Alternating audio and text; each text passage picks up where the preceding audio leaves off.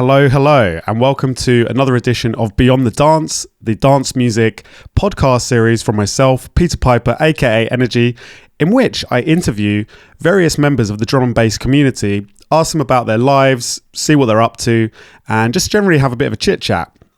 Today's episode, we are joined by Operate and Rizzle, also known as Rizzle and Operate, from Bournemouth. They have a brand new EP out on Overview right now, and we sit down today and discuss a little bit about their journey. And to be honest with you, this episode is a little bit of a lads sitting down having a chat. It's not super serious. Some of the episodes are going to be more serious than this one, but I hope you enjoy it anyway. Please like, subscribe, and all of that jazz to Beyond the Dance and Overview Music, and keep updated with various podcasts to come. Anyway, without further ado, here is today's episode. Thank you very much to Rizzle and Operate. Big up everyone inside. To be fair, in terms of his fighting technique, I've seen Dan shadowbox behind fucking Coroner's Court though.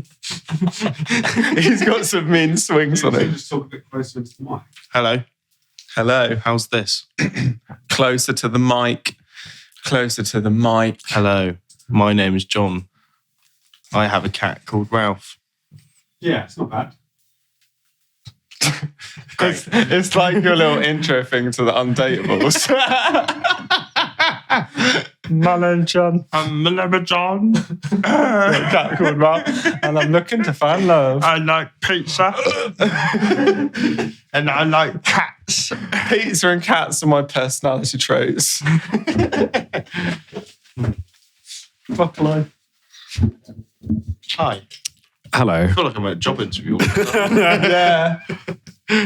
So, have you got any previous experience at the role in question? What is the role we've applied for? Podcast guests. We have a little bit of experience. Yes. A little bit of experience. On Zoom. Talking into the mic on Zoom. Well, this is not on Zoom. This is actually in real life. We did a great one. There's a pressure. Oh, the the never to be seen episode between you and me. Tiny microphone. No, we actually did one like this, but over there. Oh. But me and Pete were sat side by side, I think. Were we side by side? Yeah, we were side by side. Yeah, And I talked about poo for a lot of it because of the whole like. You always moving talk about poo anyway. and I got Harry and Jake. I got their names messed up as well. Yeah. Host. Yeah. Yeah. And then it turns out like my mic wasn't listening to me at all. Oh, sick. Yeah. So it went really well then. It was a disaster. Yeah. No, I think it was the microphones I used were not very good for that episode. Nah.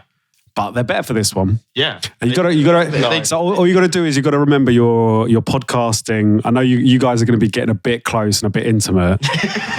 But that is what is going to be required. Yeah. I need to, but this is making me realise I probably do need to get a third microphone just for like in case. I'll use the tiny one. Yeah. I guess we're underway. I'm going to look at some cameras. Hello to anybody that is watching or listening right now. It is another episode of Beyond the Dance, the new series of interviews with people within the drum and bass scene from myself, Peter Piper, aka Energy, aka Mr. Overview. And with me today, I have my two favourite people in the world that make music from Bournemouth. That is that is the one and the two only Operate and Rizzle, also known as Rizzle and Operate. Oosh, there we go. Hi, everyone. Hi, everyone. So, this is on Spotify right now and YouTube, SoundCloud, wherever you are listening or watching, big up. And we're going to just do a little bit of a chat. Whose idea was this to come on here? Who wanted to do this? Well, I feel like it was yours, Dom. I feel like it might have been yours, Dom. He did suggest it first. Oh, yeah, we saw Callum's one and thought that's really cool. We want to do that. Well, and you said if anyone wants to get involved, and then you said it would be a cool thing to do, and then I was just like, we should maybe do one for the EP launch. And that was exactly. Oh, so there's an EP. Where's that being released? What's going on? SoundCloud. It's a SoundCloud recording. Hyped it. Hyped it, free download. You can go and get that right now. Yeah. We're here to talk about the new EP that is coming from Operate Rizzle. Could I ask, why is it Operate and Rizzle and not Rizzle and Operate? I don't think there's any preference. I think it was just... Who got bullied? There's got to be a real answer. There's got to be a real answer here. I think we just did the first one and we thought it sounded better, Operate and Rizzle, as opposed to Rizzle and Operate. Like, it's easier to say, I suppose. But I have no idea. No arguments. Yeah. No statement. Yeah. Next question. I mean, it doesn't bother me either way, to be fair, as long as the names are on it. Yeah. So you don't feel that now Operate is more of a famous producer than you because his name is first in the running order? Is that not how it works? You say that is actually a thing, because when you listen to that you're more famous in the car. In the car, yeah. Me and T95's tune. Whenever I play it, it just says Tom. And nothing else. Oh, really? It just says Tom set you free, or T95 set you free. It doesn't mention me free. whatsoever. Well, why not? What do you mean? It's the way that it shows up on the car, like the names of the tracks on the little window. But that's just your bookie car, not... No, generally, most of the time it just says the first artist on Spotify. So this EP is just going to be the Operate EP, really. Rizzle's just going to be forgotten about. It's going to be a forgotten man. I mean, to be fair, my only reference... Pretty forgettable character. Small violins are out already. You need to test it in your car, actually, see what it says. I mean, I reckon it might. It is interesting because I think that is a bit of a thing within the scene where people are like, no, my name needs to be first. Like, I'm the more like established artist or something. But you're pretty... It's not a thing. You're like, Nah, I think we do everything together. Yeah. Good team spirit there, guys. Yeah, I like it. We even poop together now. Yeah, we do. Yeah, we can talk to each other whilst we poop as well. We've got side-by-side toilets. Like, we weren't going to talk about poo. we weren't going to talk about poo, for fuck's sake. It's happened already. It was in context. It was. Okay, right. We're together. Everything's 50-50. The shine is 50-50, I should say. Well, I guess for some listeners or viewers that may or may not be aware, you guys actually live together. Unfortunately. How long have you now been living together? At the end of May, it will be a year. Yeah. Just to reiterate, they're not like together in that way. They're just housemates. It's not quite that. Might be. Yeah.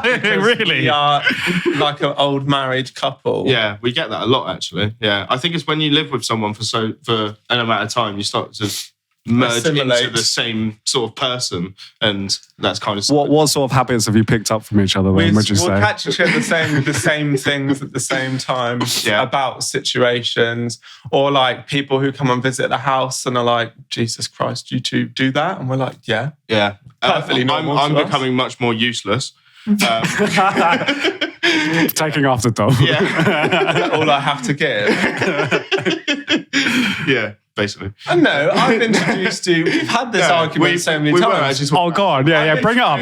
Come on. The listeners want to know. The listeners want to know. Brought to each other's lives. Yeah. That's interesting. I like that. Like hanging out. Yeah. And I've introduced a lot to you that's very good. Orange dinners. Potato waffle burger.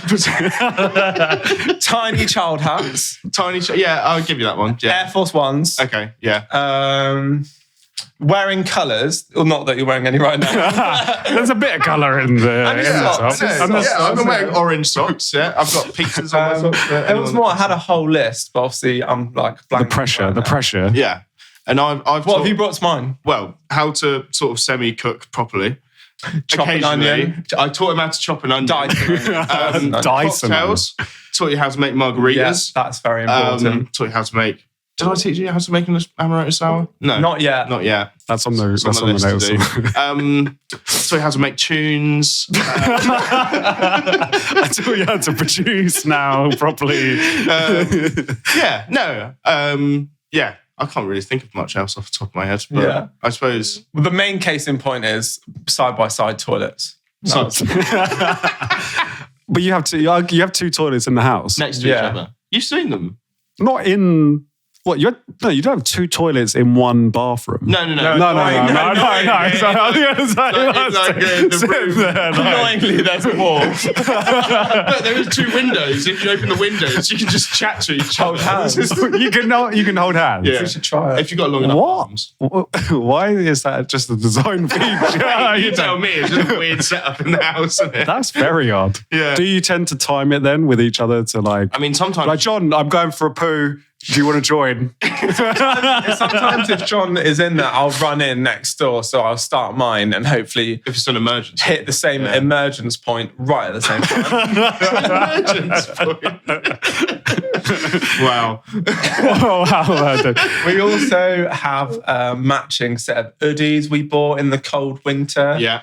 You know what an hoodie is? I don't know what It's it like is. a I know what a snood is, but it's not, is it like a snood? It is like a big, oversized blanket hoodie thing. Yeah.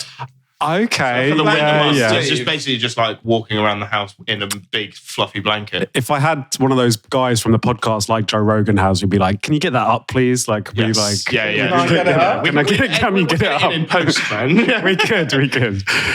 Okay, so that you bought matching. Was that a present to yourselves? Not matching. I got one with pandas on because, as I'm sure you're aware, you've seen the lounge obsessed with pandas.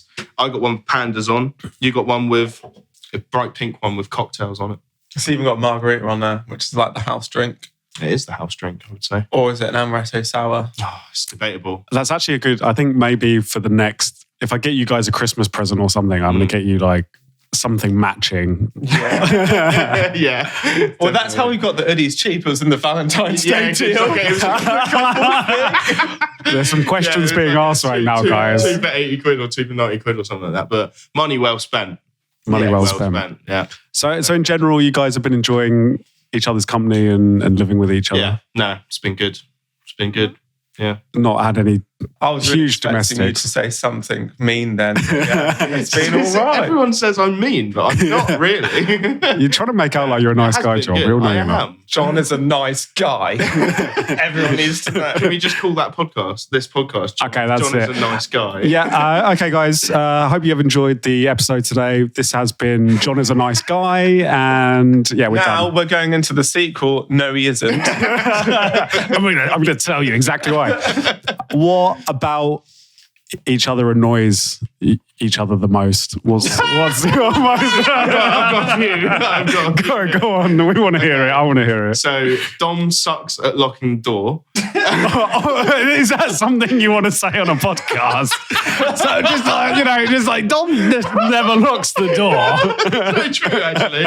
Yeah. Just to announce publicly, our doors are never locked. Not that we have loads of equipment or anything like that. Nothing like that. But yeah, he okay, also sucks okay. at turning lights off. We're getting the juicy gossip recently, here. he broke the front door by slamming it too hard. That wasn't me. That wasn't me. That was Ralph. Ralph is scapegoated a lot in the house. To be But no, it's. How did you break the door? What happened? He slams it harder than anyone's ever shut a door in the. It fucking shakes the house. Shuts the door. Tom's home, feeling it vibrating. Literally. Yeah. My it's funny. logic is if you want me to remember to lock the door, I need to slam the door for my brain to go, lock it, Dom, lock it. Whereas if I just close it and don't think twice, I'll just walk off. Yeah. And to be fair, I've not left the house unlocked since last time. Since last week. Probably 2 weeks ago. I've been very good at it since the door slamming. Since it was raised as a point by John. Yeah. Okay, so my same question goes to you, Tom. What about John? annoys me? Apart from his entire personality, I would say that you don't really do. Oh wow! Actually, John's new thing is forgetting important dates. When we spend money on tickets to see famous people. This comes on to what I was saying earlier, is that since we've been living together, I've become more useless because of you. But, so basically, You proved my point. I would say I'd never do that. I would say if I was like looking forward to something, I don't think I'd do it. Whereas you were just convinced it was a Tuesday when actually it was a Monday. Yeah. We missed out on seeing Frankie Boyle because I just thought it was one day and it was the day before. A lot of money wasted there. 60 quid. Per ticket or? No, in total. But I did manage to save it because he was playing a show. So we booked tickets to the Bournemouth show. And then 2 days later, he was playing in Poole. And I managed to bag 2 tickets for the Thursday show. So you did go see Frankie Boyle? We did. I was out at the time. John rang me and said, we're seeing Frankie Boyle tonight. I was like, yeah, really excited coming home from work on my scooter. And then he was like, yeah, it was yesterday. And John, you'd be like, shut up. All right. Good one. Good one. And I was like, are you having me on? He's like, no, it was yesterday. And I was like, I don't know how I feel about this. Please tell me you're joking. I don't know what emotion to process. Yeah. And turns out it was legit. But yeah, you did sort it, so it wasn't too bad. Okay, so that's one. Fixed it. And Frankie Boyle was great. He is a funny gentleman. Yeah, but that's not really like a thing. That's a new thing. Let's see if it continues. John is a snorer. Which is funny because I always used to take it at you for snoring. Apparently, it's a very recent development that I'm a massive snorer now.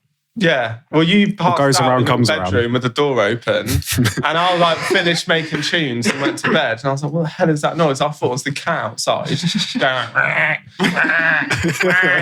And then I come outside, and Ralph was doing the exact same thing as me, and like looking around, like, what is that noise? And then we just see that like dark opening to your door, and I'm like, "Oh God, it's John." And I had to slam my door shut and put Rain Thunder music on Spotify. It was that loud. Sleep to. Yeah. That is an annoying aggressive, like a gutted aggressive pig. snoring. I can't help when I sleep and I make noises out of my mouth. I mean, I suppose that's the thing. You're never going to know when you're snoring, really. So you must have for years have probably been doing it, but you just never knew. Maybe, yeah. Imagine you woke yourself up with your snoring. That'd be good. Maybe. Cathartic. Yeah. I don't think you would know that When you went to New Zealand, did any of you guys share rooms? So just to reiterate to the listeners and viewers out there, I went to New Zealand and Australia. We went on tour. Sorry, what was the question? I just wanted to just tell. So when you, Peter Piper, Mr. Overview, Peter Maxted, went to New Zealand, did you guys have to share rooms? Or did you have your own rooms? I don't. I did have to share a room in Australia, in Sydney. No, in Melbourne, sorry. So everything else was else, we actually had our own rooms, which everyone was very thankful for. I was going to say, if we ever go to New Zealand, separate rooms, please. One of the most durable earplugs of all time. I mean, earplugs are a must, definitely. Or a nose. Ollie and Hayden, I think, were both wearing earplugs the day that they had to share a room with me. So yeah, it makes it bearable. Yeah, just about. Or put a podcast on or something. Like. Yeah. I said I'd never share a room with you ever again after Bratislava, so... There's been multiple people that have said that they don't want to share a room with me again. We're both just be in the same room snoring away. Fighting each other. Who can snore the loudest? Yeah. I'm trying to think of my next thing. There's probably a few. You come and mess with my room. Oh yeah, that's true. That's been like more I recent. would never do that to you ever. What? So he goes in your room and tidies up, or was the? I mean, technically, I did hide the Hoover in your bed once. I headbutted it because I jumped into my bed. Oh, yeah. We've gone through a phase of like just messing with each other's shit when the other person's out. So when they come home, just nothing's where it's meant to be. I mean, I hid your work shoes in the fridge, and then you hid my other shoe that I was wearing to work. And I was wandering around the house, thinking because I'm very aware of my own shortcomings as a human. I thought I just lost my own shoe, so I was stomping around with one shoe and going, "Where have I left it? I'm going to be late for work." And I could just hear you laughing, like, "Where's your shoe, Dom?" And I was like, "Oh, you have my shoe." Where was it in the end? Oh, was it on the light? It was hung up on the light, top of my like ceiling lights. Yeah, which I didn't think classic. Look up. It was a good one. It was a good one. Yeah. Hiding that stuff sounds fun. is a new What's the thing. best prank then that you reckon you've pulled on each other? My favourite thing was when I could still cast to all your electronic gadgets. Mate, yeah. You can go on YouTube and you can like cast to whatever you want. Yeah. So I'll get up this like really weird shit. And then we'll just start casting to John's TV. So, put it into context. One morning I woke up, it was about 9 o'clock in the morning, just trying to have a nice lie-in, and all of a sudden ASMR farts comes on full blast on my TV. Because doesn't even need to be on, I can turn it on. Turn on the TV. No, but it can't now because I've turned off that setting where it says cast to. You're like, I need to fix this. So I used to do it when you were gaming as well. You'd be like really into this game and I'd just take over it, put YouTube on from my bedroom. Yeah, that was frustrating. And then when you did that, I started hiding our Bluetooth speaker under his bed, connecting to it, wait until he got into bed and we'll play his most hated song, which is Vanessa Carlton, 1,000 Miles. I don't hate it. You don't anymore. Yeah, drilled in. Earworms. There was a time when you'd gone out, you went to IKEA, and his phone was still connected to his speakers on his laptop. And he started playing just loads of jump up tunes, like really loud from the speakers in the room. I was just like, he's gone out. Where's all this jump up coming from? Sure enough, it's playing through his thing. But then I realised that I could actually switch it back through his Spotify account to play them jump up through the car. Which was good. Yeah, he started playing Gov Warning through the car. Yeah. Cloud's like, where is this coming from? I'm like, I don't know. That was wild. That was good. Yeah. So living together is a hoot. By the sounds it's of it. good fun. Yeah. Do you actually find any time to make music? Do we find time to? I mean, we've written an EP since we've been living together. So yes, I would say so. Yeah, and I've written another EP as well since we've been living together as well. So yes, it does help. It does happen. I would say we are quite good at distracting each other. I mean, John said, literally yesterday, I'm not allowed to make tunes. Because I was sat making tunes and you came home from something, you're like, you better not be making tunes. I'm like, quickly close all the tabs. No, I'm not watching porn. Why are you not allowed to make tunes? Because he should be playing games instead, Pete. Right, yes. Basically, using your time productively. Exactly. He'll feel bad because he's not making. Because I'm sat there playing Harry Potter. So what John has done is very cleverly got me hooked into The Last of Us on PS5, which I completed in one day because I was so hooked. 13 hours, PB. And then now I've just bought Last of Us 2, which is installed and ready to go as soon as I get home tonight. But then after that, I'm going to make tunes. I was making tunes yesterday. You say that. Or you could do a Last of Us themed tune. Yeah. You could tie it in somehow. Like a bootleg. Yeah. Get like a good sample out of it. They do have a very, resonating theme tune. Have you watched it? I have not. No, someone actually. It is quality. Yeah, really, really good. We were watching it like every week religiously when it came out. Yeah, it's very good. Hoodies on, margaritas in full flow. Yeah. Pizzas. Yeah, pizzas, yeah. Oh, it's just a great time. We've ordered a lot of pizza since January as well. Where's the best pizza? Demario. Yeah. Big up Shout to out Demario. Big up to Demario's. Yeah. How much did we figure out what we'd spent since January? Was it like between 4 and 5? 4 and 500 quid on pizzas since January.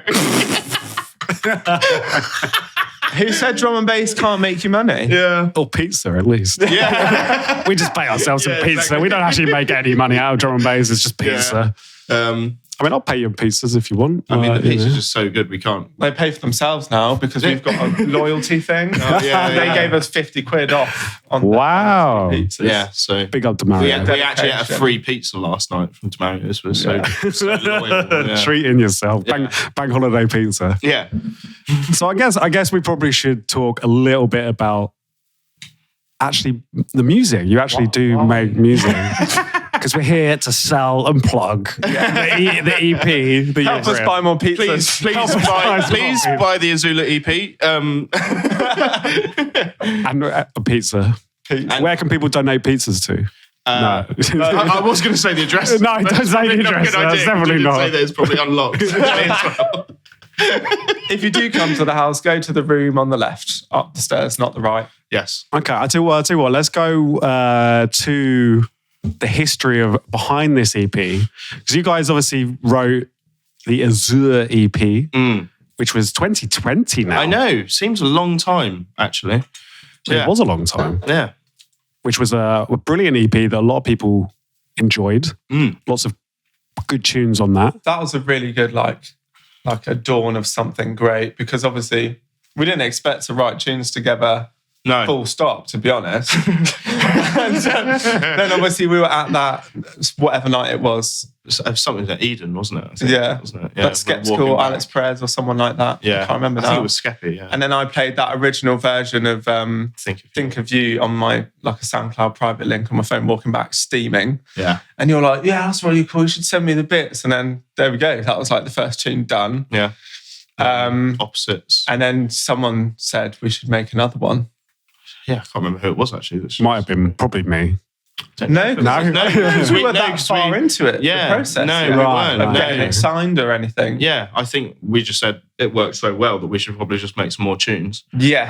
And then we hadn't even sent it out to. Well, we hadn't sent the thing out to anyone at that point. I don't think we were just sort of just sitting on it. Yeah. Yeah. Writing still. I mean, I did try and show it to one person. But I won't say that story. no, let's leave that one out. Yeah.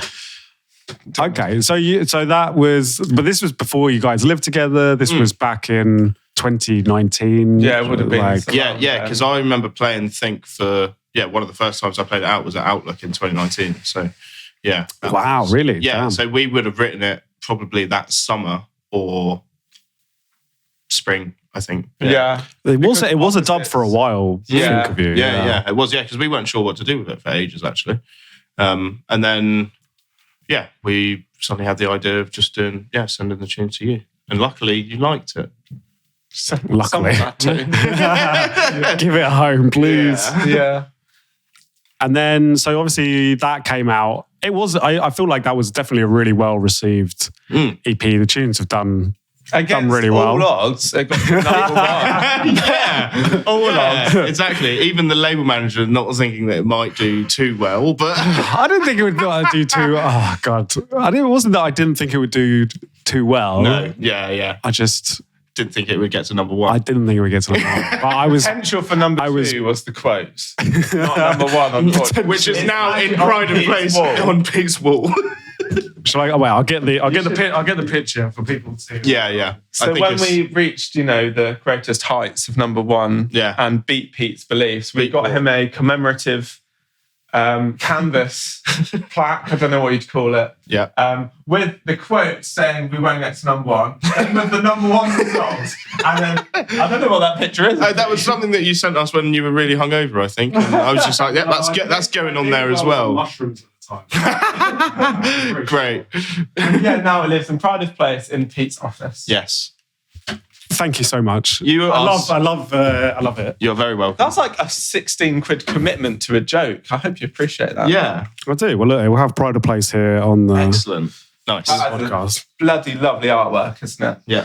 Yeah, big up to Matthew Museum for that artwork. Oh, well, I knew you did a bit. It's funny, we've had this chat before. When you put it up before, I was like, actually, I did a little bit of it as well. But no, Matt did come up with the really cool image. I just did the text. Yeah. It's still one of my favourite artworks. And it's funny, actually, because the new artwork is just basically a progression of the old artwork as well, in terms of the text. Because, we suddenly had the idea to call it Azula. And then I was just like, we should just follow it on from the other artwork, basically. I like it. I like it as a continuation. Follow-on thing, yeah. It's got a bit of history to it. Where did the name Azula come from? What was? We were brainstorming ideas. Google. And it was ChatGPT. No, it was either at a time when one of us or both of us were still playing through Elden Ring, and there's a location in Elden Ring called Farum Azula. Yeah. And I was just like, Azula's quite cool. And then I looked up the meaning, and it actually means blue, which is basically what Azula meant. And that's why we did a yellow artwork. Yes. It's funny how. Yeah. Well, I mean, it was blue, and then it was grey, and then there were lots of different options on colours, wasn't there? There was a red. And, I mean, the orange one just popped really well, wasn't it? It so it was just like, even though it doesn't really tie into the namesake, it's. I don't think too many people are going to know, other than the people that now know from this podcast. Yes. Although there is a shout to Avatar: Legend of Aang in there, because a couple of my mates have been like, "Oh, is that based off of that?" Because Azula's one of the main antagonists. Of course. And it's a fucking great show. So I'm happy for people to think that as well. Yeah, cool. It means what you want it to mean. It means a lot of things to many people. Deep, so deep. Yeah. So when was like the first track off the EP made? Which one was it? Or Azula was the first one. Azula was a sketch I started TBC 1, wasn't in it? Knockdown. Yeah. TBC 1. Yeah, the whole EP was called TBC at one point. Wasn't it? TBC 1, 2, 3, 4. Yeah, that was the first one. And yeah, you just played me. Yeah, you just played me a nice clip of. And I was just like, yeah, that's really cool. It had like the Reese build up and different drums to what we had now. But yeah, we just took the stems and went in on it, and then we wrapped that up in basically a session, didn't we? Yeah, that was before we lived together, I think. Wasn't it? Yeah, it was. And then, was it really that long ago? Early last year, I think. Yeah, I've been playing it for a while actually. I think probably about maybe like February, March time last year. I want to say. Like a few months before I moved. Yeah. Because that was it. Because then obviously you were chatting about like you needed a housemate or whatever, and obviously I'd been there. Yeah, helping to finish the tunes, and I was like, I could see myself here, maybe. Yeah, it was actually because we were chatting about that at the E1 gig that we did actually as well. Yeah, I think that was the first about I raised about the move, because Nick was sister moving to New York, so and then it was going to be the space coming up, and it made sense, to be fair. And it was like, well, we can finish the EP a lot easier now. True, yeah, and to be fair, we did finish the EP really easily when we were living together. Well, we just had that one day where we like prepped some samples and stuff the night before, and then the next day we just went in. We wrote Broken in about 4 or 5 hours, not less than that, maybe like 3. I think we did like 3-4 hours per tune. Yeah, and then Palladians came out later that afternoon, and I was kind of like, I was at one point, I was just like, do you know what? I've like felt a bit like sort of just like. Like I'd had it for that day, and then just started writing that, and then we were messing around with the bass sample for Palladians. You would just like stretch it out, and I was just like, no, it's gonna sound shit, and then sure enough, I stretched it out, and it sounded fucking cool. That sums up our relationship. Me pushing John to do things he won't do until he does them. And then it sounded, and then the rest of the tune basically wrote itself, and we basically had, and that was it, because. That was the 3 original tracks done, because Dan had already done. The remix has been floating around for a while now, to be fair, hasn't it? Yeah. Because it was originally an instrumental track, and then we're like, you know what sounds fucking cool? Yeah. Getting someone hard on this. Yeah. And then we put all the vocals, acapellas that we have in our rankings over the top of it. And we're just like, this does sound really good. And then, to be fair, we come up with the idea of Pavan. And just because we thought it needed that really aggressive like tone to the vocal, and sure enough, he knocked it out of the park. So it's a big feature, that's for sure. Yeah, I mean, like 16-year-old me is like screaming on the inside, like having a Pavan with collab, having a collab with Pavan. Like, used to religiously listen to Foreign Beggars back in the day, and like all that hip hop stuff as well, like Asylum Speakers albums. What I basically like grew up listening to. It's definitely like a bucket list thing. Were you nervous approaching him and dealing with him? Well, luckily Dom did the approaching, so I love an approach. But it worked. It worked. He did. He was really like easy to talk to, and obviously he really liked the tracks, so it just made everything a lot easier.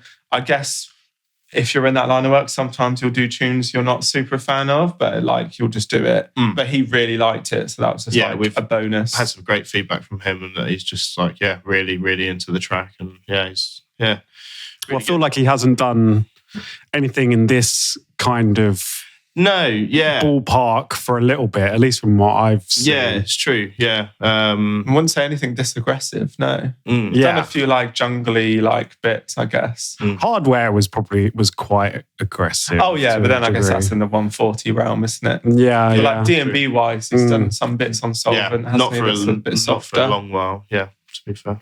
Yeah, so got a big Pavan feature. Yeah, gas to have that. So yeah. So it's all, I mean, it's quite funny actually saying about that, because I do remember when you were saying about the tracks actually coming together really quick. Like you basically wrote the EP in a day then. Pretty much, yeah. I mean, I guess you could actually put it down to basically 2 sessions, pretty much, the whole EP.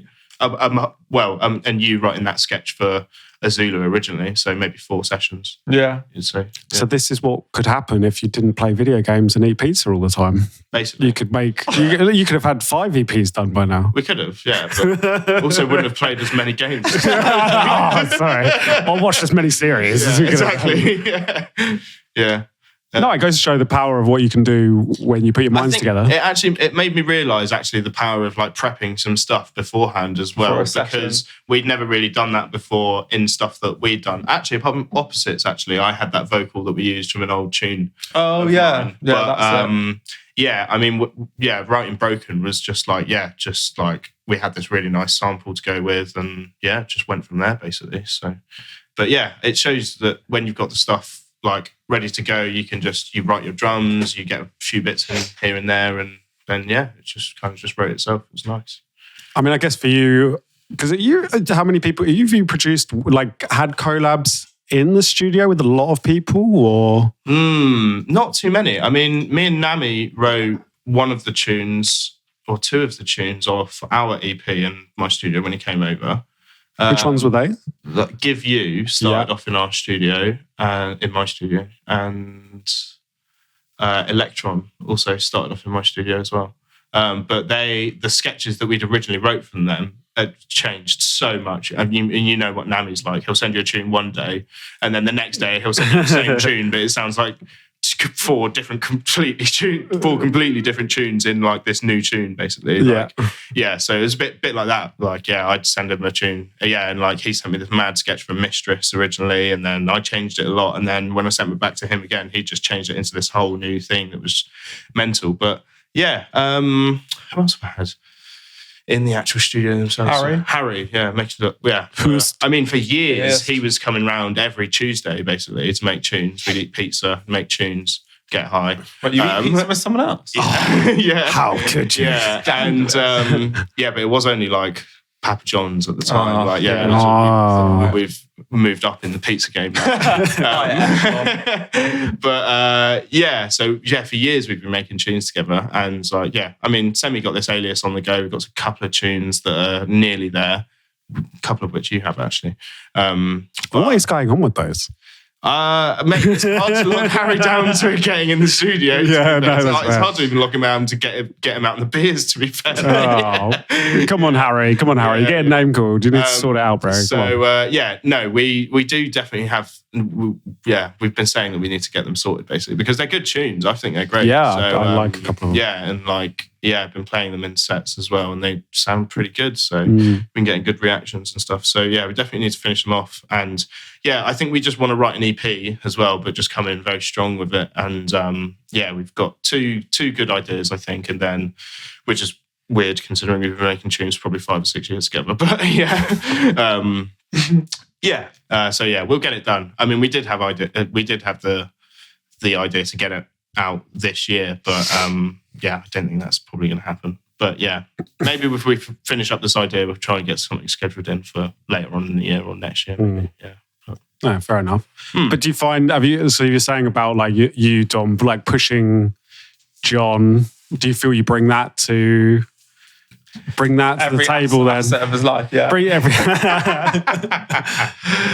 No, I suppose because you can get, as an artist, I think you obviously do it to each other. So you will have like almost like your like blueprint, like how you approach a challenge or making a tune or whatever. Everyone has their like set ways of doing things, like how you will start a tune, how you'll get ideas or inspiration. Obviously, John might have the complete opposite thing. So like you just fill in each other's blanks basically, and can like get to finishing a tune a lot quicker than maybe by yourself. So I think it is like a 50-50 thing. Sometimes when you're working on solo stuff, you do just get to a point where you're just stuck and you don't really know. Well, it's like I'll just be at home, for example, working on a tune, and I will be like there, and there'll be something I'm not happy with it, and I'm like, I don't know what it needs. And obviously, John will come in from work or wherever, and be like, have you tried doing that? And I'm like, no, I'll do that, and then job's done. So it's nice 50 meet in the middle thing. Yeah. Good synergy. Yeah, no, it's good. Yeah. What do you think? What do you think is the best about each other's production? Dom makes an excellent Reese. So do you, though. No, but you nail the top end aggressiveness of the Reese as well. Like I love when you do your like bandpass filtering stuff and notching on the top end of the Reese. I think that sounds sick. Which I really struggle to get that sort of stuff nailed in tunes. Although having said that, the new tune, camera. I'm I can like whenever I feel sad, I can watch this back. Fast forward. I am good. John says I am good. Like 43 minutes, maybe. Yeah. Fast forward to that.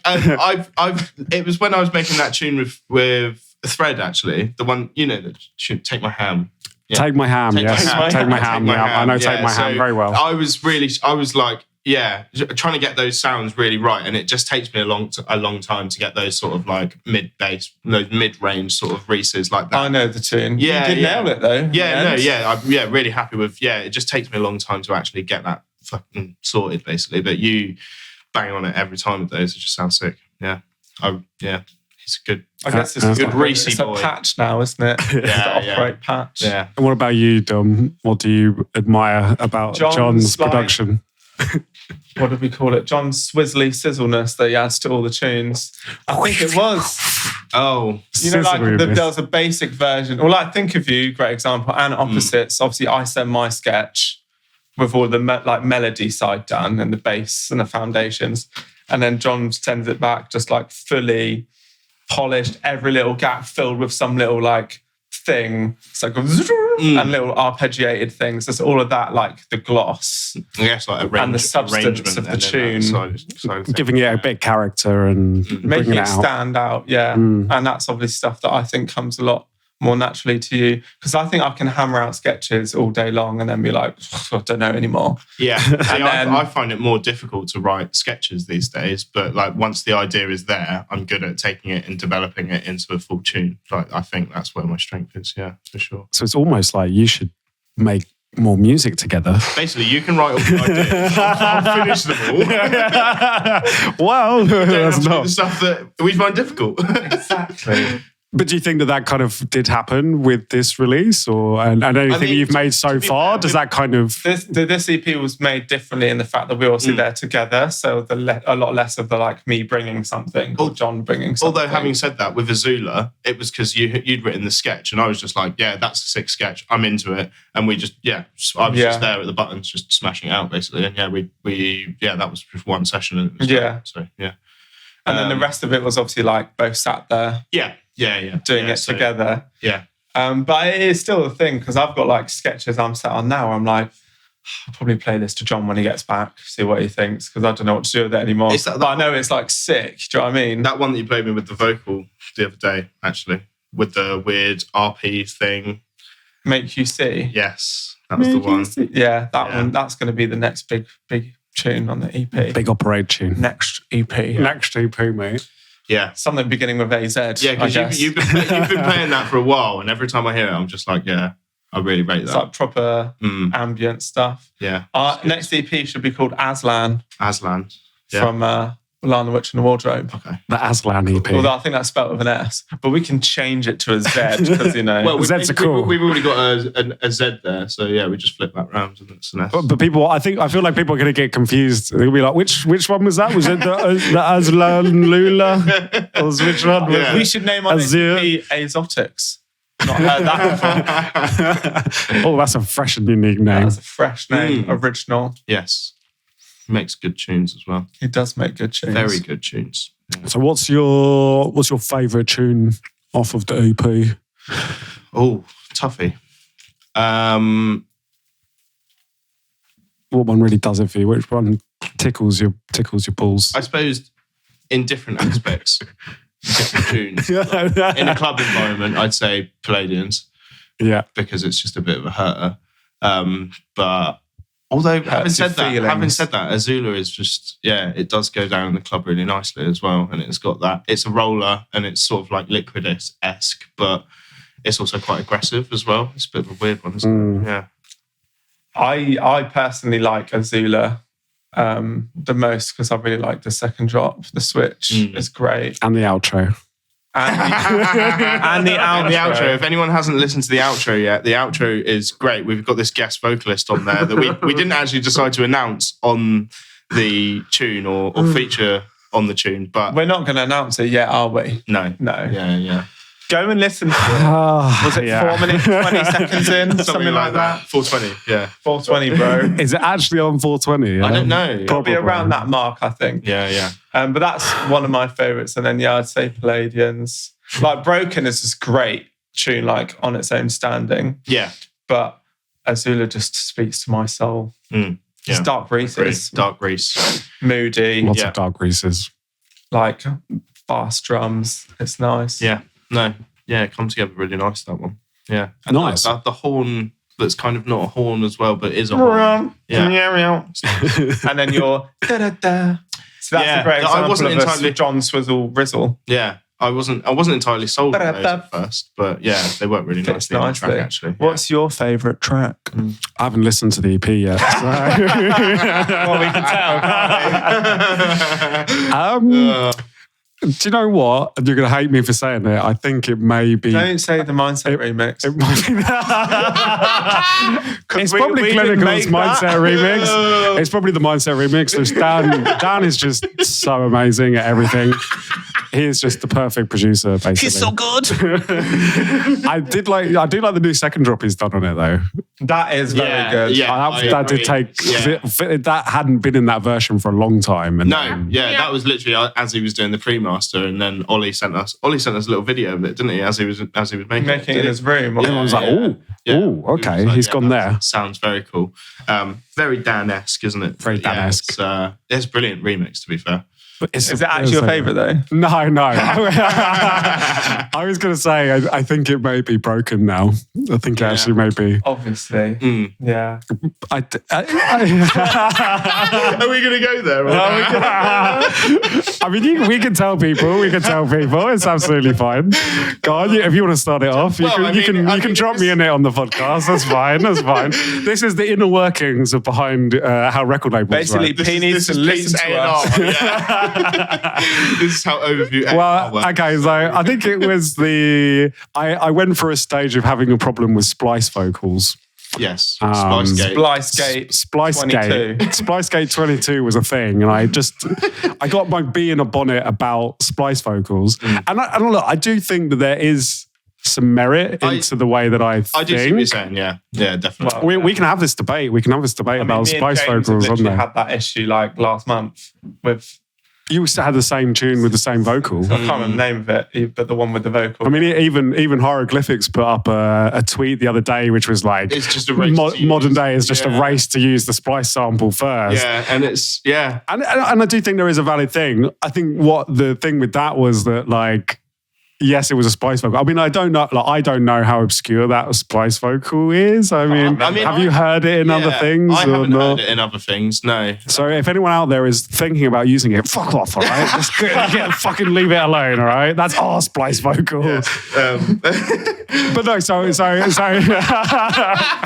appear at the end of someone's bed frame with a knife. Don't you do it? Don't you use that vocal? We've already used that one. So I had a problem with the vocal.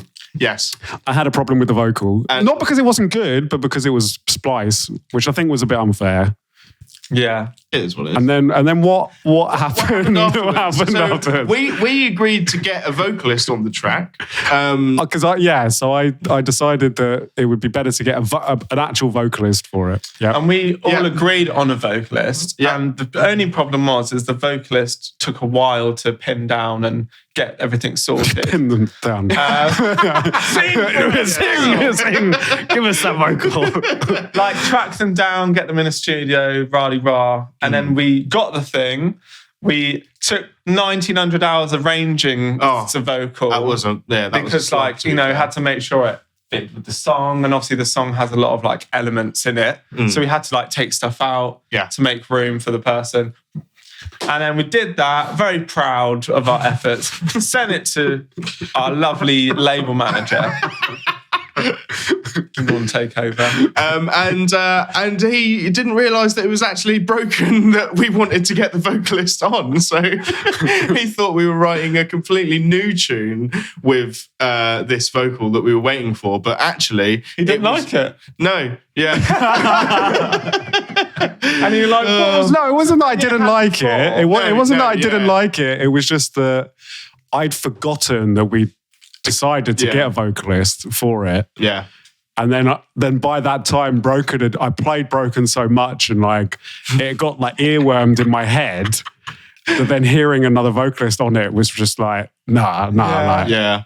Oh, can I interject for a second and say, we didn't decide to get a vocalist months before. You forced us to get a vocalist. Yeah, and that was actually what longed the EP process out a lot more as well. So this EP probably would have come out late last year if it weren't for us waiting for that vocal as well. And the second interjection is you were listening to Broken and loving it, and you thought it was Dan. Oh my God! Because obviously Dan's the only one who can write good music.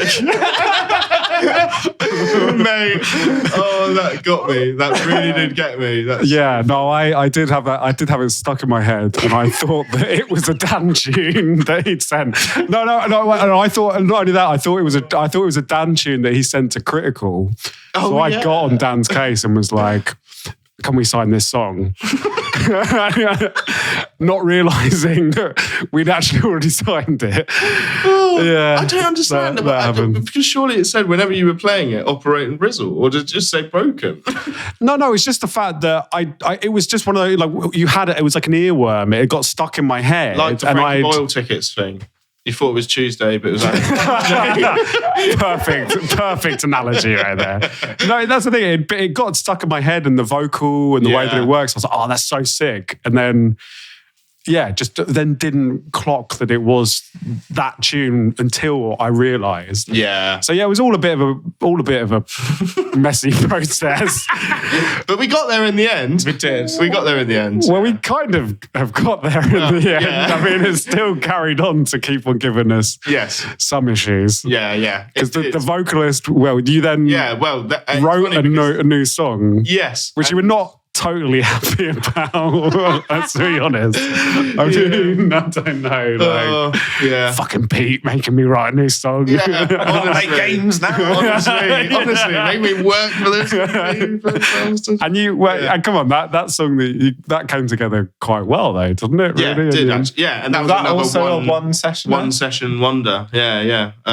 Happened really quickly as well. I swear it was that evening as well. I swear it was that evening we started like a jokey thing for it. Yeah, we started just like flicking through some samples and figuring out what could and might work with the vocal and what sort of route we wanted to take with this new tune. Because I've never actually written a tune with, unless it was like a bootleg or something like that, I've never written a tune around a vocal that we've already had done kind of thing. I find it so much easier to do that. Yeah, no, I've always like written the tune and then the vocal comes afterwards. So yeah, it was a bit different process for me actually doing that. And then we found some samples that were possibles and we were messing around with it for a while. We turned it into a hip hop tune for a bit. And then, we actually just got in the studio and just tried to nail something down. And the thing that we did think that was going to work, we actually, in the middle of that session, we was just like, actually, we found this new thing and it's just, working a lot better, basically. So went down a different route with it entirely to what we thought. Very happy with it, to be honest. Yeah, and now it's not on the EP, so it's great. Something to look forward to. Well, now it's giving you a bit of incentive to... write more tunes. Write more music. Yeah. Play more games. I feel like it kind of worked out for the best. And obviously I would say that because it was my mess caused in the first place. But no, I love the new version. Yeah, definitely. I love it as well. It did work a lot better than the original. Yeah, I agree actually. Yeah. So it's almost as if Pete was right, sort of, but not right. Never admit defeat. No. Close. So yeah, there was that. So that's coming a bit later on in the year. Yeah, to look it forward is, to. yeah. That's a And bit of sneak peek information. Potentially another on the flip side as well. I think we're definitely going to do another tune for Flip, aren't we? Basically, are we? Or the hip hop R&B version. Yeah, I mean, we did think about this as well. I would love to hear that. Especially if we had the other feature we've spoken about. That would be. That would really sell it. We do need to get. We do actually. Yeah, I've been thinking about that. We should actually do that. To be fair, We've got all the deets now, so that's exciting. Yeah. Basically, watch this space. Watch this space. So when's the Operate Rizzle album coming then? Like when? I still think I'm scarred from my last album. I take on any new album. Just getting PTSD triggered. Nah. No, that was an offhanded joke. Yes. To plant a seed. Well, you think if there's two of you writing an album, it's going to be much easier than one of you writing an album. That's basically like 5 tunes each. Yeah. But 10 times we're sat together making them. Oh God, yeah. Or maybe you should set it up so you do it in the lounge with the pizza. So you could make it kind of like pizzas in the studio, have we? No. We should. I've had pizza in the studio. Well, with Harry, yeah. Harry. With Some saltiness there, isn't there? Harry. Yeah. Shout out Harry. Big up to Hoost. Hurst. He was lovely, actually. I got to meet Harry for the first time in Bournemouth. You thought he was lovely? He was lovely, yeah, he was lovely. I actually have still... I've actually still got his USB. I still haven't got to give him back. Yeah, we'll take it back with us and then throw it in the bin. Yes. Actually, you could take his USB with you. That would actually be good. I need to just burn all the dubs onto my laptop first, obviously. Yeah. Of course. That's a joke, Gary. I've been tempted, but I'm not going to do it because that would be very rude. But yeah, we were in Bournemouth. I came down. Yeah. I actually got to stay in your house. I got to stay in John's bed because John was away. It's true. It was actually very sad. I was very sad that we did do that. I know, I know. I mean, I did tell you the dates that I was going to be away and you booked a show in my hometown on those dates anyway. So, cheers. I've got nothing to say on that. Should we move on to the next questions? Anyway? Yes, moving on. Yeah, Bournemouth. Yeah, Bournemouth was cool. Yeah. No, it's no Brighton, but it's we've got the beach is nice. I do like the beach in Bournemouth. Beach is nice. Good. Beach is great. Yeah. We did have a nice sandy beach. I was actually down the beach just yesterday. We had some beautiful sunshine. You went, you go for a barbecue or something? Or? No, we just went swimming. Went for a walk down the beach and then chilling on it with a pint for a bit. And then beautiful. A few other locations. It's great. No more. That's it now. You're not going to be writing any more tunes now for. No, it's basically summertime. It's just drinking pints in beer garden time. Lovely. And our garden time, actually. Garden. Yeah. Last summer was great. Yeah. The gardens look a bit sad though at the moment. So when's the house party happening? Never. Mate, we've had too many parties in there over the years. It's not a party house anymore. Have you had one since you've been there? No. Not like a party. I mean, we've had like some mates around, like when Nick and Jordan my sister and brother-in-law come back from America for a bit. They invited some friends around and we had a little gathering. But yeah, nothing. Just do a little summertime barbecue or something. Yeah, meet definitely. Up, get Harry round, get Jake round. Yeah, that's a good idea. Maybe anyone that is up for it. It's coming. Yeah. Anybody on that's listening right now on the podcast fancies getting a VIP doors unlocked, win a competition. Yeah, the only person that's not invited is Pete. Emma's invited. Yeah, just not Pete. Well, that'd be nice. Yeah, you should do that. Yeah. We could celebrate we're going to celebrate the EP being released today a little bit. Yeah, yeah. That segues very nicely there, Tom, actually. That's very true. We haven't actually mentioned it. You see how I subtly waved my arm in that direction? Yeah. No. So anybody that's listening won't be able to see right now, but there is a poster behind me because we're going to be doing the Azula. It's the Azula, not the Aslan EP. It's the Azula EP launch party at the Volks nightclub on May the 6th. May the 6th be with you. May the 6th be with you. Which I think is the actual day that King Charles's coronation is, or is it the Sunday that his coronation is? Don't know. You call yourself British. You don't know where the king's coronation is. So that's happening. We got Rizzle, Operate, obviously.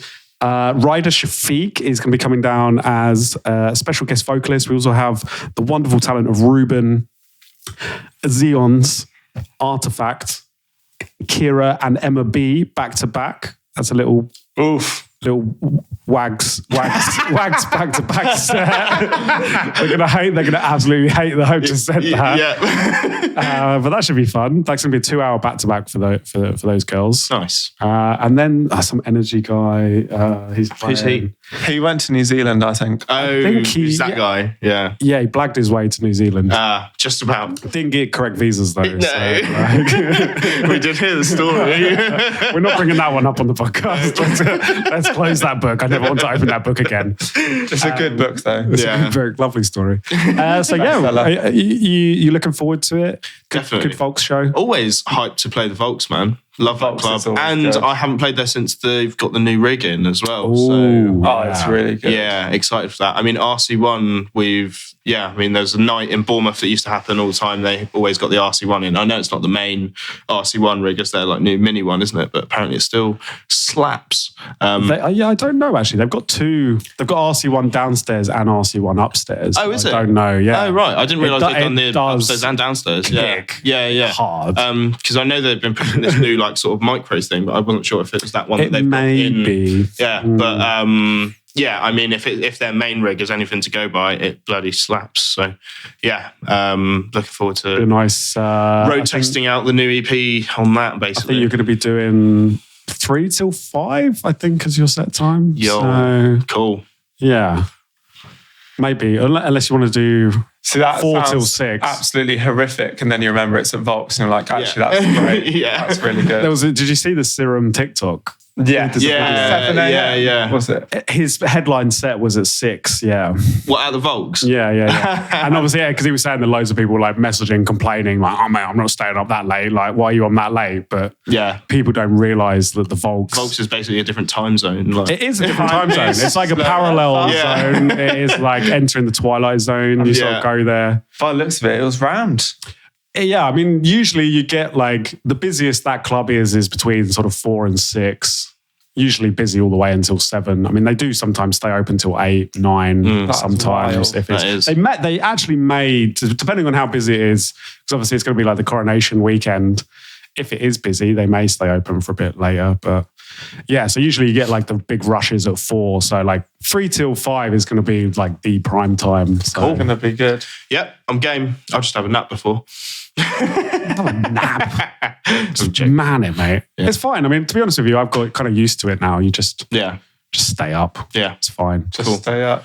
Just stay up. Just stay up. Yeah, so that'll be good. That's actually not, it's like a month. Yeah. I do need to then make sure that I do get this podcast out in time. Yes. To make sure that, it's in, so we can have some promotion for the event. Exactly. Yeah. Well, the release day is the 5th, isn't it? Yeah. Well, we got the singles out on the 21st. 21st, yeah. Paladinanians. Yes. Is out on the 21st with the unparalleled Pavan. Yep. And the main release is the day before. Proper EP launch, that. Proper EP launch. Although we didn't book Dan. I don't think Dan gets booked at enough overview shows. You don't? To be honest. Doesn't. No, I would like to see him on more overview I've seen him on like 3 my whole life. He needs to be on more. Sorry, Dan. I love you at least. We all love you. Yeah.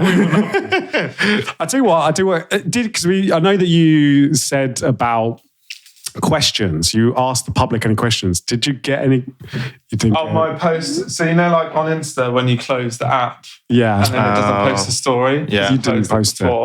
I pressed post and then nothing. It basically uploaded when we got to Brighton, so didn't have any time. Have you checked? Do you want to check now to see if you've got any questions in?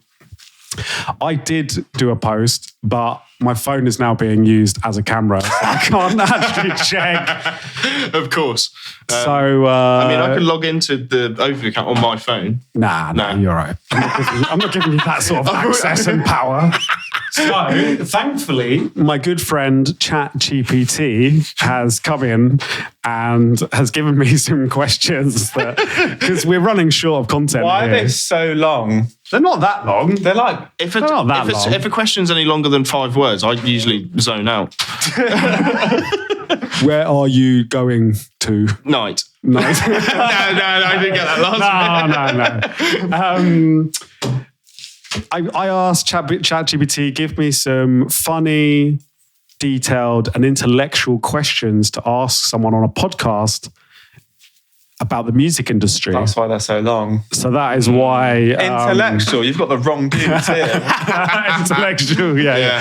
I actually was struggling to spell intellectual. I now know how to spell You should have intellectual. asked ChatGPT how to spell it first. Yes. Big brain move. Yeah. So we have a few questions here that we're going to ask. Hopefully this is going to be interesting content. I don't know quite. I've not actually read through the questions, so I don't really know where this is going to go. Great. So the first question is, if music genres were ice cream flavors, what would they be? Oh. Wow. What would drum and bass be? If drum and bass was an ice cream flavor, what flavor do you think drum and bass would be? It's difficult. How can you pin it down? You like the subgenres it's of so drum and bass. expansive. Yeah, I tell you what. Maybe probably- go down to subgenres of drum and bass. Okay, I think we're gonna liquid be drum ice and bass would be like a Biscoff flavoured ice cream. Oh, you see, I would have thought I would have gone fruit. I would have gone fruity, like that. something fruity, surely. Well, we're clearly not lining up with it. These questions. This is going to divide us. Okay, so minimal drum and bass. Just Vanilla. flavorless. Flavorless, just ice. I mean, it's just Okay. kicks and snares, really. So Clicks, snares, and clocks. Fine. Yeah. Jump up. let's go Right. vanilla. Jump up. Okay. What's jump up? Something really wild. Nah, do you really think? do you What not think- wild ice creams are there? I thought mean, I you was can get going some to think like a McFlurry or something. Do you know what I mean? It's not a flavour. Yeah, a type of ice cream. Yeah, but that's what, like, I don't know. Do you know what I mean? I reckon jump up is an ice cream sandwich. An ice cream sandwich. Maxi Bon. A Maxi Bon. So, I mean, that's not specifically a flavour, but No, Neurofunk, I mean, Neurofunk. Oh, something techie. something sour, maybe. I don't know. A mint chocolate. I don't know enough mint about ice chocolate. cream. Maybe lemon sorbet or something. Lemon Rizzle ice cream. Lemon Rizzle. I tell you what, if no one's made a lemon Rizzle ice cream before, they should make a lemon Rizzle Someone ice definitely cream. has. They should. You could do I it. would definitely eat that. Okay, well, so what? We're going to move on from that question because ChatGPT, your question has sucked already. Can you name a song that would perfectly describe your morning routine? Oh, is there a song that's like just slamming doors over and over again for you? I think yours would be that one is the loneliest number. Maybe. Tiny violin. Staying alive. Maybe. That's a difficult question. I know these. I don't know enough. I don't know enough tune names. I know what it would be. It would be mindset, wouldn't it? You just sort of get up, Mindset. keep the pressure up, Yeah. keep pushing. Yeah, true. Mind over actually. matter. Yeah, that's It's mine broken. It's very good. Yeah. Yours. Yours broken doors. Yeah. Yes. Unlocked house. Yeah. Okay. Another terrible question there. This is not going too well. If you could create a supergroup by picking musicians from different eras, what would be your band and what would you name it? But I tell you what, let's keep this like drum and bass related. Okay. If you could pick a supergroup, say like 3 acts that you would like to see as an act Like that you make music think together. Yeah. I mean, my initial one would be Operate, Rizzle, and Clinical. Personally, I think like sorry, Yeah. You said from 3 different eras. Oh, man. sorry. Yeah. No. I'm intrigued. I'm intrigued to see what you might think on that. I think a combination of Photech Caliber, and I want to say Spectrasol in the golden years would be really interesting. Get Workforce in there as well. Get Yeah. Photech, Caliber, and Workforce. That would be it. I'd love to hear what that would make. Yeah. What about you? What about you then, Tom? Yeah. I'm just thinking. Is it obviously like top tier? I mean, I think start with one name that you would definitely like to see in that act, and I reckon that might open up some doors. You can't say me. My favourite actor, John Rizzle. Perez, I suppose. Oh, okay. Obvious answer Perez as well, yeah. I think Perez, when he used to make his like super soulful, I mean, he still does, but like type of liquid he did in like 2010. Fade Away. Like all that. Yeah, it's like super stripped back, that stuff. I was actually going to use Caliber in my list. I mean, you can still use Caliber. There's no rules. Perez and Caliber. Yeah. With the sampling would be proper vibes. Yeah. And maybe just throw Break in there to see what happens. Oh. But either they've done remixes of each other, or Break's done a remix of Alex, I think, but they've not worked together, have they? No, I don't think they have. I don't think they've. I don't know. I don't think the Moving On remix. And no, I don't think they've ever actually. When you had Down the Line as well, Break remix. That was the big one. I think if they actually got in the studio together and then you just throw SPMC in there or something, that'd be sick. Woof. That's a nice supergroup. That's it. Okay, ChatGPT. I'm going to give you that one. That was a much better one. Obviously, edited slightly.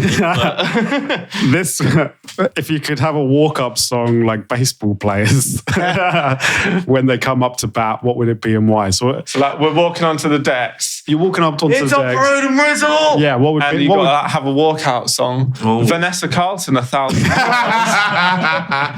Yeah. Or Bring Me to Life. Evanescence. Yes, that's a great shout as well. Yeah. Wake me up, Rizzle. That would be a good walkout song, actually. Yeah. Is that what you're going for? Yeah. Is that your final answer?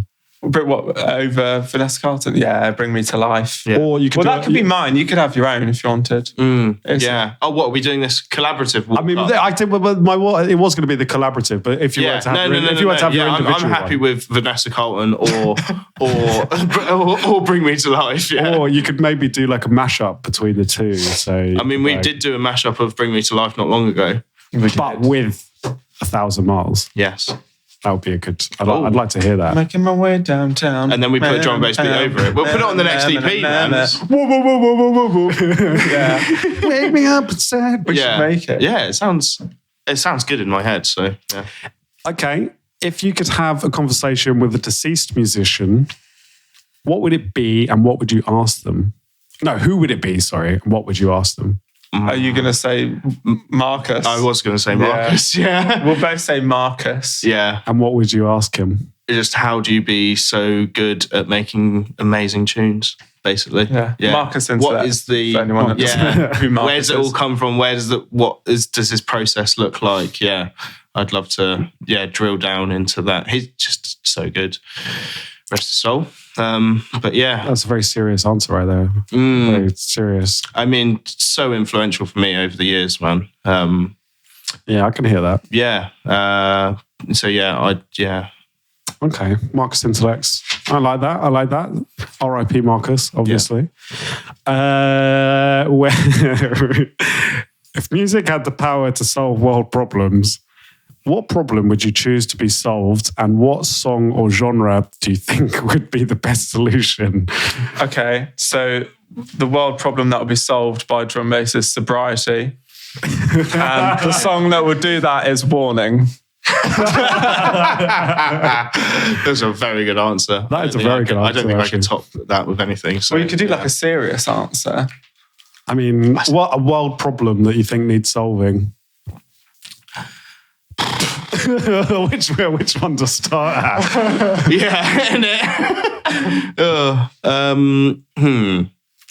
How about which one of our songs could solve a world problem, and what would that be? It's Mindset. Yeah. I mean, Mindset. Loads of people actually really like Mindset for the vocal content and say it's like meaningful to them. So that is actually it. Yeah. I just want to know what it is that it helps them with. Yeah. Well, I think that it has that kind of being badass. Positive affirmation, like you're going to get up and achieve your goals and work hard and mindset, savage. Like I love the track because it does have some substance to it. Yeah, no, I know what you mean. Yeah, it's good. He did kill that vocal, to be fair. It's funny, the first couple of times I was listening to it, I wasn't entirely sure on it when I had it in the project. And then literally later on that evening I was listening to it, I was just like, this is great. It's really good. Super catchy. It's odd because the actual groove is like, there's not really much groove to the actual track itself, and like he's sort of made the groove work really well with his vocal as well, sort of thing. So yeah, it's like, nailed it, smashed it. Really good. But no, you, Pete? You're putting it on me now. What I would have to say, the conflict in Ukraine, and I would say probably S Club 7 Reach. I would say Reach for the Stars. Yeah, I think that would have the. I think that would have the power to. I think that would have the power to solve, to unite. I actually think that song could potentially solve most world problems. To be honest, did you see the guy from S Club 7 died? Yeah, literally, in Dorset as well. Yeah, really, it's in Dorset. Yeah, R.I.P. Paul from S Club 7. R.I.P. I'm making a bit because I was listening to some S Club 7 yesterday. Right. Did it pump you up? I have to admit, like, S Club 7 fucking had some bangers. Like, they did. Did you remember 99, 2000. Oh, yeah, well? yeah, of course. Mate, Miami 7, wasn't it? Or LA 7. They had a show. Yeah, they had a TV show. Oh, you're too long to remember. Oh, he's only a year older than me. You're younger. Wait, you never watched the S Club 7 show? No. Come on. You had a life. Oh, don't give us How old were you when you were watching that? Well, 9? Yeah. Oh, yeah, 9. Yeah. It was on BBC. But that was where S Club 7 came from. Was it? Yeah, it was, the whole thing was a show to go. It was like a whole marketing vehicle behind it. Okay. I didn't realise. Because it was the whole series was them. Bit of S Club 7 history, right? You know, Top fan. Top fan. I can actually name all of the members of S Club 7 as well. So, do you want to show them your bed sheets? Yeah. S Club 7 bed sheets. Oh mate, no. Yeah, they're Emma's favourite bed sheets. We have them every night. We go reach for the stars. Boy, shaking out. Climb every mountain. But that's got a positive message. But no, I was listening back to the music, and it was like pre 9/11 era music. We hadn't invaded Iraq yet. Like, all these people hadn't been slaughtered. It was a simpler time. And it was just, there was still a lot of hope in the air, and you could release kind of like real bubblegum pop that was like unashamedly pop, that was all about positivity and positive messages. And now you don't like you never really you don't like most of all the songs are all, everyone's really sad and their relationships or heartbreak, and at least from what I can see. You're not wrong. You know, and I feel like that's been a trend, whereas that was like peak pop. And then and then 9/11 happened. Are you making a request for the next EP to be overtly positive? Upbeat. Or maybe we can get Bradley from S Club 7 on the vocals. Come to feature. Well, he did Back to Your Roots. That's a good drum and bass fact. Like Johnny L. Johnny L. Back to Your Roots is Bradley from S Club 7. Did the vocal. Yeah. Come on, bro. I did not know that.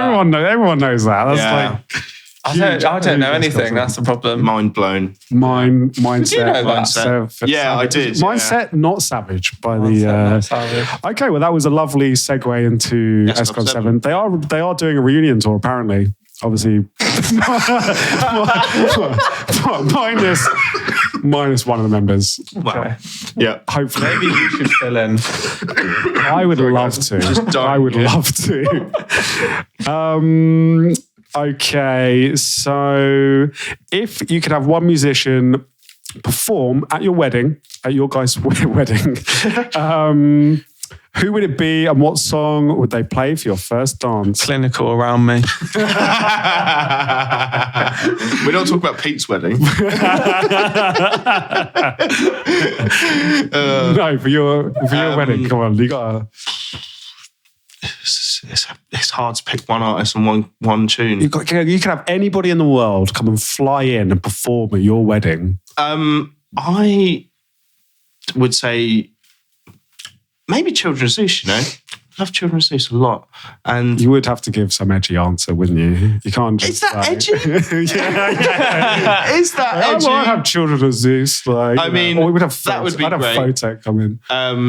Yeah. And I would sing you The View. Maybe not. I don't really know that would work as a first.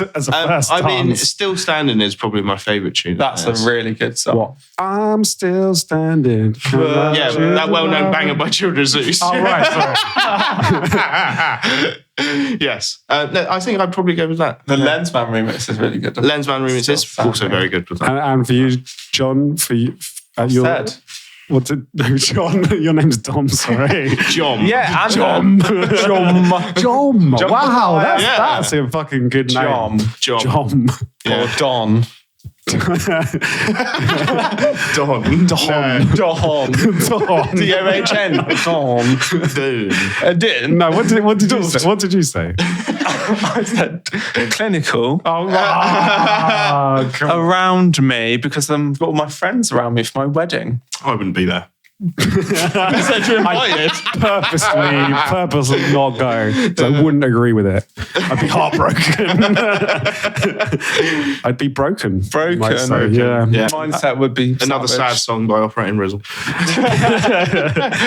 Okay. Can you come up with a funny and catchy song title based on a random everyday object?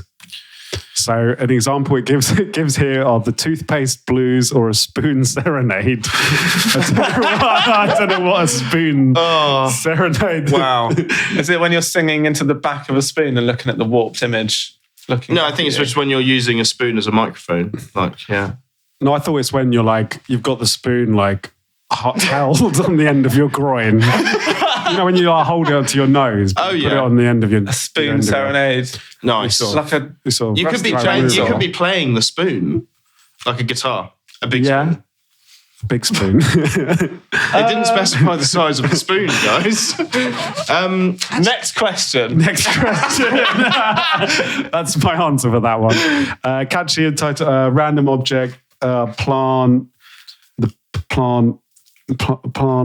Photosynthesis. Plant paragraph. Plant pop. Plant pop. Everyone's going to do the plant pop. I could see that being a good dance, to be fair. Yeah. That's catchy. It's Okay. the new floss. That's the new floss. If you could travel time to any concert in history, which one would you choose? Woodstock and why? 99. Yeah. Woodstock 99. Yeah. You could get involved in the madness. Yeah. Plus, all my favourite bands are playing. So, why else? Why wouldn't I go there?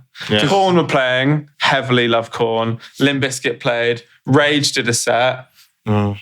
They did Fatboy Slim, he played at it. He did play in the Rage. Just everything that sums up my entire teenage years was Woodstock 99. And burning things to the ground. Yeah.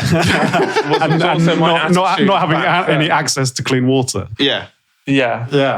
I mean, you kind of want to have a bit of danger at a festival. I mean, we did discuss this. The first night of, I nearly called it Boomtown. The first night, I mean, it's not too far removed from that. Because there was a fire at Boomtown and they had no water. True. Yeah, it's very true. And they had Limp Bizkit play the first night of... Did they? Yeah. What? Oh, they did. They did have Limp Bizkit play. Yeah. I'm sad I didn't see that. The first night of Woodstock was good because not too much went down yet. And it was the second day because Korn played the first night. Yeah. I'd be happy seeing them and then just dip in on the Saturday, being like, it's getting a bit raggo. Yeah, but you'd want to see Limp Bizkit though, wouldn't you? Yeah, maybe if I brought bottles of water in the time machine as well. They played as well, didn't they? Did they close? Radiohead played, I'm pretty sure. Maybe. No, I think it was Chili Peppers. Korn. Chili Peppers did play. Yeah, it was definitely Chili Peppers. I can't remember. You said Rage, but I can't remember. I think Rage had a thing at the end. Oh no, they were. Rage were promised? Were they? There was there was the whole thing. Yeah, was it rumored for them to be coming on at the end, and then they didn't. They just put up a little message or something like that, didn't they? Yeah. First night of Woodstock 99. Is that genuinely your answer? Yeah. What else? Yeah. Fire Festival, probably. Oh, yeah. I don't know. That would have been a good meme to be involved in that. Yeah, it would have been, but also you could have had you could be involved in a good meme as well and also listen to some great tunes at Woodstock. And be surrounded by like 800 sweaty chads. Whereas I don't think any of the artists actually turned up to Fire, did they? No one turned up. Yeah. Yeah, no, it was a disaster. I mean, I would love to have gone back to like the kind of like late 80s, early 90s, like free parties. Yeah. Castle Morton or Fantasia, like some of those events. Sometimes I do kind of feel like I was a generation too late with the whole drum and bass thing as well. But and to experience that, the birth of it and stuff would be great. That would have been epic, I think. To see some of those sort of festivals. That's my serious answer anyway. What's the most bizarre rider request you've heard of a musician asking for in their concert performance? I mean, that was that big list that got leaked with Steve Aoki's. No, but what about anybody that you actually know? We know? How much can we say? Well, you don't have to say the artist. You can just say the rider request. One of them was a bag of pistachios, like a kilo bag. But where the country they were playing at, pistachios were just not a thing. And not wanting to play until the pistachios was a story I got told first case. Yeah. Wow. I'm trying to think. I've not been told of too many like weird rider requests, you know? Like everything that I've been told is fairly sort of bog standard, just like a bottle of vodka or like a fridge magnet, you know? Fridge magnet. Fridge magnet is a good one. Fridge magnet. I know someone who was going to refuse to play because they didn't have their Domino's pizza turn up. I think I know exactly who that is already. That's what I know. That's a weird rider request. Yeah. Although, no, I mean, that's having not weird. hot food in the rave is a great idea. It is a good idea. If you're like, I mean, away from the crowd. Especially like a travelling, touring DJs. Yeah, sometimes you don't have time to actually eat, to be fair, do you? No, like before you gig. It can be hard. Yeah, you're at the hotel room and then you're like literally straight to shows. Yeah, so I can see why people want food delivered. Or at least some sort of like munch or something sometimes, yeah. Nah, just drink vodka. That is basically munch, isn't it? It's got potato in it. If you were a music critic, what would be your review of your favourite childhood nursery rhyme? I don't even know. What's your favourite childhood nursery rhyme?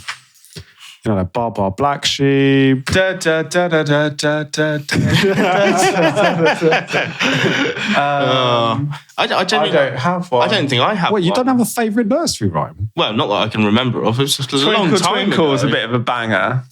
Or what would be your review of it? Fucking sick, go straight to sleep. Sends me to sleep every time. Makes my without dummy fail. taste amazing. I feel safe and warm inside. Nice. I can feel my mother's warmth. It's excellent. That's Twinkle, brilliant. twinkle, little He's going to go to sleep now.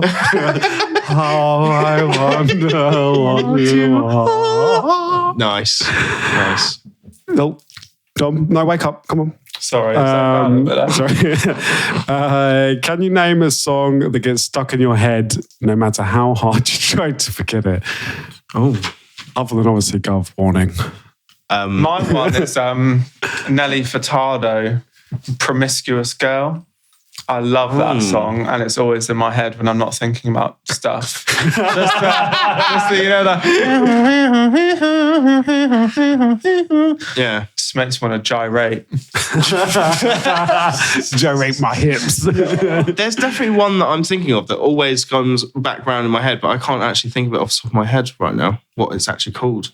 Is it like a old song, like a pop song or something? Is it Clinical Around Me? Oh, all around you. How can I forget the name of it? No, I can't. I would know it if it came into my head, but yeah, it's. Have you had anything that's been stuck in your head recently? Just mostly our own tunes, Pete. What has been stuck in my head recently? No. There's not much rattling around in here most of the time, mate. Just a monkey with some cymbals. Yeah. Yeah. Oh, that's funny. If musicians had to have regular jobs like the rest of us, what do you think your favorite band or artist would be doing for a living? I've definitely had thoughts like this before where I just, not like, so how did it end? What they'd want to be doing. What you think that they would be doing for a living if they weren't like... See, I just like to imagine what I think is funny if they did a certain thing. So like, there was that meme, obviously, where like Alex Perez was a barista in Costa or something. And I just thought, that's so cool. That would be funny. Imagine getting served a coffee, your flat white by Alex Perez, mate. It's like, I have so many questions. I mean, there were certainly some artists I know that had to get like second jobs during the pandemic. And like, oh yeah, that's a very good I do know point. some artists that were like either like delivery drivers for like Amazon or something. And like, so if you were like, if you knew who they were, you'd be like, what the fuck? Like, how is this person? So who's your favorite? Who's your favorite drum and bass artist? Other than Alex Perez, obviously. Halogenics. And what would he be doing? I feel like I reckon he'd be a very good lollipop man. I mean, I was going to say teacher, but lollipop man. I was going to say like spoken word poetry, something like that. Yeah, a beat poet. That's not a job. Man. That's not a job. If you're successful, not like you, Pete. Oh, harsh. Man. Keep the bars. No, but on a serious note, he would. What would he be very good at? I mean, I think he'd be a good teacher. Yeah, lawyer. Halogenics, or maybe halogenics. He would sell lights for a living. Yeah, that's true. He does have the name for it. Yeah, a bulb salesman. A bulb salesman. yeah. Is that even a profession? Owns a lighting shop.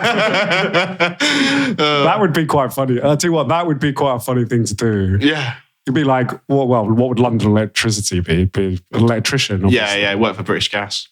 British Gas. yeah. Good on John. Yeah. On London electricity. Yeah, he'd work for British Gas. Yeah. Yeah, exactly. Sorry, Southern Electric. Southern Electric.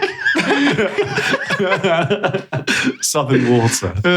You could definitely operate. You would obviously be a doctor. You'd be a doctor. Would Dan be also a doctor with me, like clinical? Oh, he'd be a surgeon. No, he'd be a dentist. And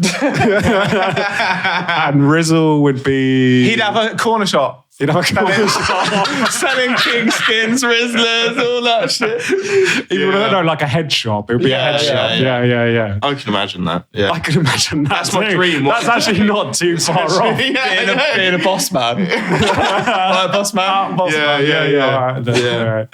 Who else should we do? Who else can we do on the Marcus? What? Wings? Yeah. He'd be a pilot, obviously. Very true. He'd be, but not only that, he'd be a jet pilot for like the Austrian Air Force. I reckon alibi, you could say, is like this person that you ring up whenever you get in trouble with the police, and like Better Call Saul. Alibi would be a lawyer. Yeah, that's very good. Yeah. I think artifacts. I think we know it'd be an archaeological. Just a museum. It'd just be a museum. It'd be a museum. Come inside me. Look at my wares. Ryder Shafiq would work with horses. I think. Yeah. That's a good one. Chauffeuring horses. Yeah. We could go on forever doing this. We could go on forever doing this. Let's keep the questions rolling. If you could create a new musical instrument by combining two existing instruments, what would they be, and what would be the name of your new creation? Wow. It's a tough one. I reckon. What's a sick instrument? Drum kit. I was going to say harmonica. A harmonica and a drum kit. Yeah, I mean, how do you blend those together? A drummonica. A drummonica. Yeah, but it would, instead of, as you still play it like drums, but it's not percussive sounds that comes out of it. It's harmonica sounds that come out of it. Well, I was going to say you could like blow into the different holes in the harmonica and it triggers a different drum. Yeah, I mean that's what I was You'd thinking. be like, you've gone the other way. Yeah. You're starting to sound like a Chris tune, mate. Unbelievable. Harmonica. Yeah, that's ours. What's Yeah, harmonica. drummonica. A drummonica. I'd like to see if this was a thing. Maybe a guitar mixed with a tuba. A tuba. A tuba. What would it sound Or like? a tuba. A tuba. Oh. A tuba. That's very true. We'd play it because obviously you use your fingers for like Strumming. Use my fingers for strumming. Yeah. Does the tuba have a thingy? Maybe you could have the tuba, but then have strings on the tuba itself as well. Yeah. So you could blow into it at the same time as well as like. So like pumping it and stroking it. Can you give us the action again? You'd be like that. Nice. Yeah, that's cool. A tuba. A tuba. Like it. What would be the title of a music-themed sitcom of a struggling band trying to make it big in the music industry? Overview music. Peter Piper and his merry band of fellows. Trying to make it big in the music scene. Wow. What muck-up is he going to make next? I mean, I'd watch that. I would. I would watch. I mean, we're basically all starring in it. You're basically living it. Everybody loves Raymond vibes. Yeah. Good shit. Okay. Okay. I'll take that as an answer. If you could choose any historical figure to be a lead singer of a rock band, who would it be and what genre would they play? Testing you in your history right now. You've actually got to know some famous people throughout history. I mean, Gandhi would be a sick in a metal band, I think. Gandhi in a metal. Gandhi in a metal band. Gandhi in the flip flops.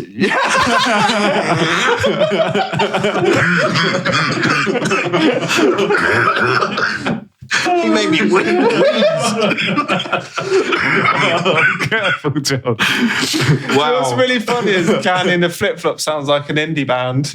Yeah. Well, no, I feel like Gandhi would more likely be in an indie band. Yeah. You know, like the Bombay Bicycle Club playing a show with Gandhi in the flip flop. It makes sense.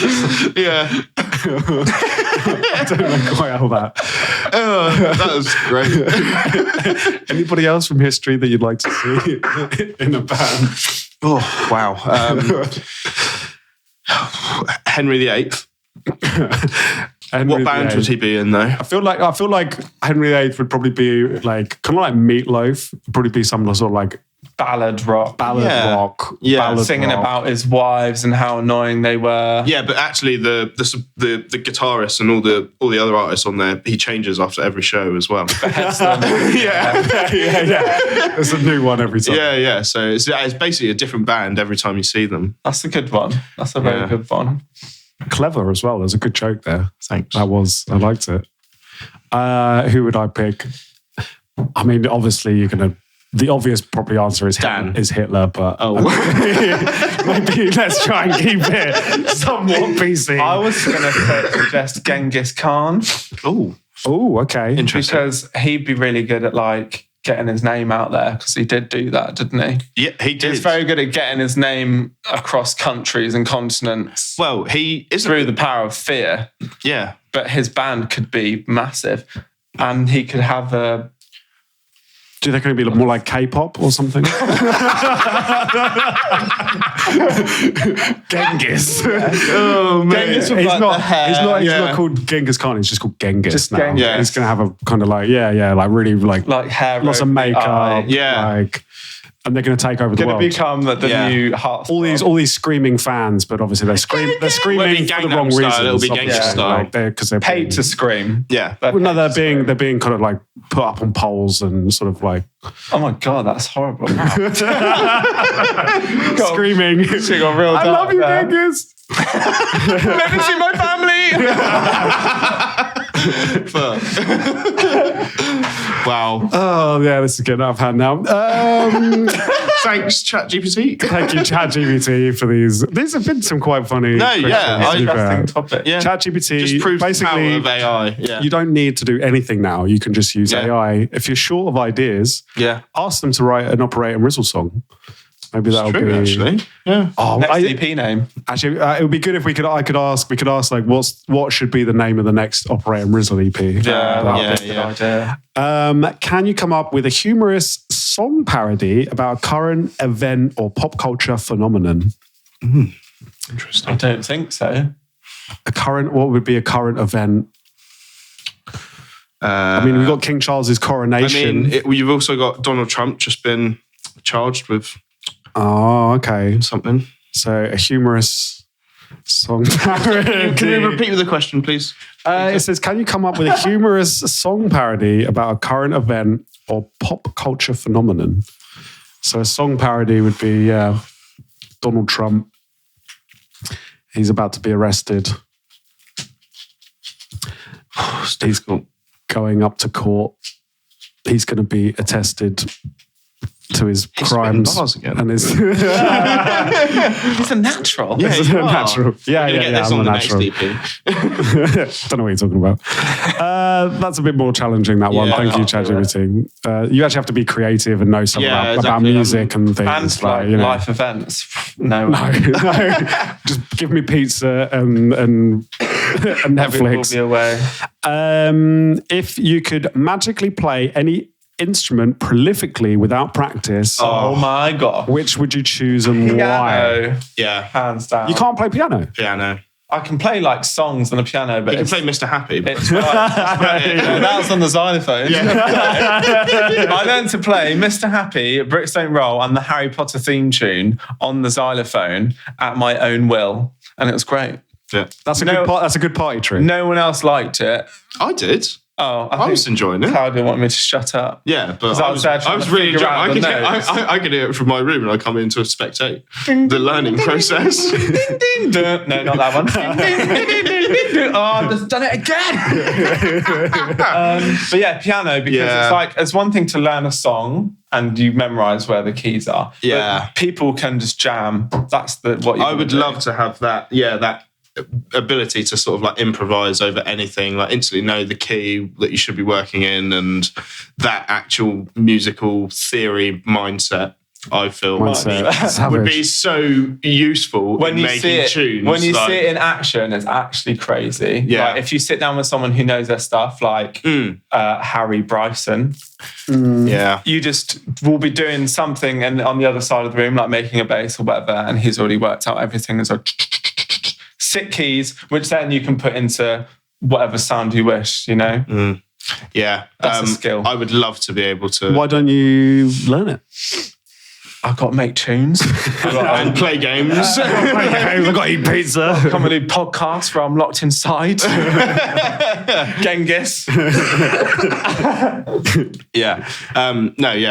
echo that. Yeah, piano for sure. Because it's not just like learning the piano, but it gives you like a basis of learning pretty much everything, really, doesn't it? If you have that musical thing, that musical theory from knowing a piano, you can take it over to basically like any instrument as well, can't you? So, an extra thing though, I'd like to learn be sick at the accordion.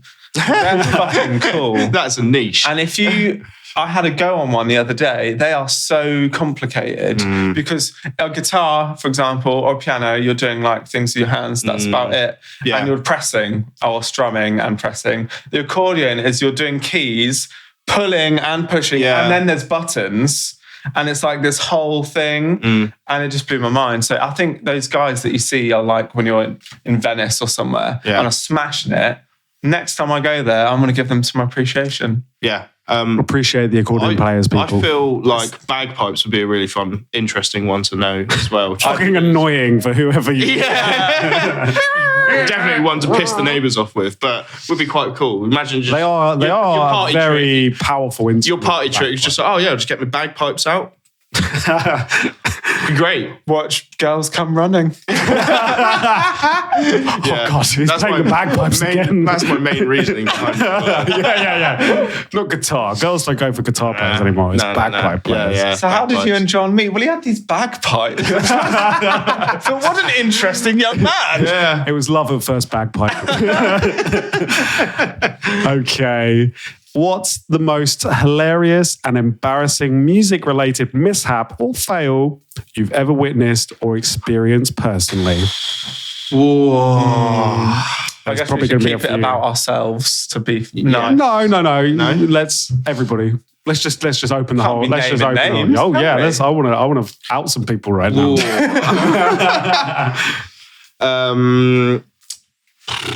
I mean, I can just think of all my mistakes, basically. I've made a few.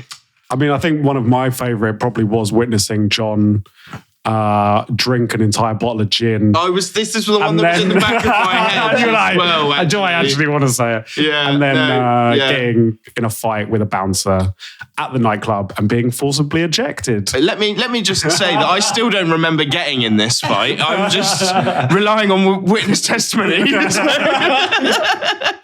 So I'm still not sure this entirely happened, but I definitely did get kicked out of the club. Definitely woke up in bed, not at the I don't know how I got home. Like I had no idea. I was so fucked. I don't know. You did but play, that was their fault for basically giving us a massive bottle of gin, not letting us have the bottle of gin, and just tipping it out into a pitcher. They made us drink the entire thing within half an hour. I had another one not long ago as well. Actually, Oh, brilliant! Played in Copenhagen and. Yeah. I don't know this one. Come on, let's go. Tell this story. No, yeah. Got a bit. Get a bit closer to the mic. got a bit too merry. I'm blaming Caleb for this. Medic MC, shout out to Medic. But, That's all your fault, Medic. yeah, he was basically feeding me straight whiskey by the end of the night, and I got a bit. Yeah.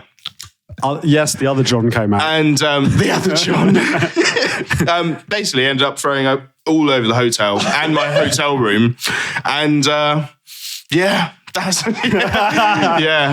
basically woke up incredibly hungover and having to clean up my own sick from most of the hotel room, which was great. Solid. Yeah. Solid. Didn't you say you spoke to Medic and he had a video or something of you throwing up off your balcony or something? No, because I hadn't spoken to him for a while, but I seen him when we played a gig at, in Belgium at the start of the year. That was the first time I'd seen him. Well, actually, I saw him at Outlook, but I didn't have the conversation with him about Copenhagen then, actually. But yeah, he was filling me in on some bits from the story, and I just fully stacked it at one point as well that night. You know, when you're so drunk and your just legs just completely give way. I full on stacked it. I woke up with a banging headache and like my jaw felt all swollen. To be fair, I could have got in another fight. I don't really know. But big Danish. yeah, that wasn't a fun one the next day for sure. But that's the way it goes sometimes. Okay, so John's got a couple. Any excellent, hilarious or embarrassing music-related fails for you, Dom? All the time, really. All the time, my life is a fail. Yeah, embarrassing, things going wrong. I guess the worst thing I've done, and this was a long time ago, so I think I can tell it because I'm really professional now. I don't do those sorts of things. Same. Was it Copenhagen last year? Yeah. It's a long time since last year. This was a long time ago, and it was at Old Fire Station in Bournemouth, which obviously you can tell that's a long time ago. Yeah. And it was New Year's Eve, and I was royally fucked up. And I played my set, and I was feeling great. And I had this new tune that I'd finished that day, and I was really like under the influence to the point where it was affecting my short-term memory. So I was playing my set, and I played my new tune, and it went off. And I was like, sweet. And 2 minutes later, I thought I'd play it again because I don't remember playing it the first time. And I played it a second time, and it, I didn't really gauge what was happening down there. And then I went to play it a third time, and something in my head went, have you played this before? And obviously I wasn't using Recordbox back then where it like grays out the file. So I just kept seeing it in the list and going, oh, I really want to play that. And I went to play it a third time, and I had this little niggling thought like, you have you done this? So I turned around to my girlfriend, who was also very sober. And I was like, have I played this yet? She was like, no, go for it.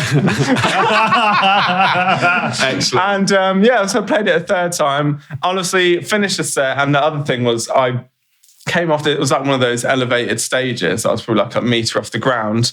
But like, you had to like climb over like a bass rig to get down onto the floor. Oh, was that in the engine rooms? Yes. Yeah. I know. And basically, I just walked straight off without thinking about the drop and just face planted the floor.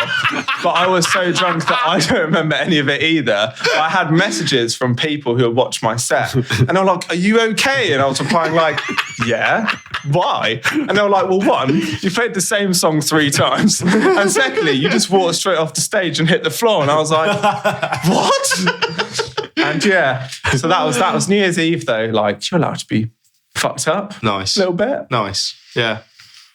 That's a big fail. That's a big fail. Yeah, but that was very like early on into my DJ career, so I'm quite happy that it's not like now. Yeah, I'm still making blunders about the same tune thing now, to be fair. Well, it's hard. I did it at Outlook last year. Me, Black Barrel and Genic were playing a back-to-back. And for some reason, when I kept on getting on the decks, I was queuing up my tunes, but then I was like the tune was coming in and everything, and I was just like, this sounds right.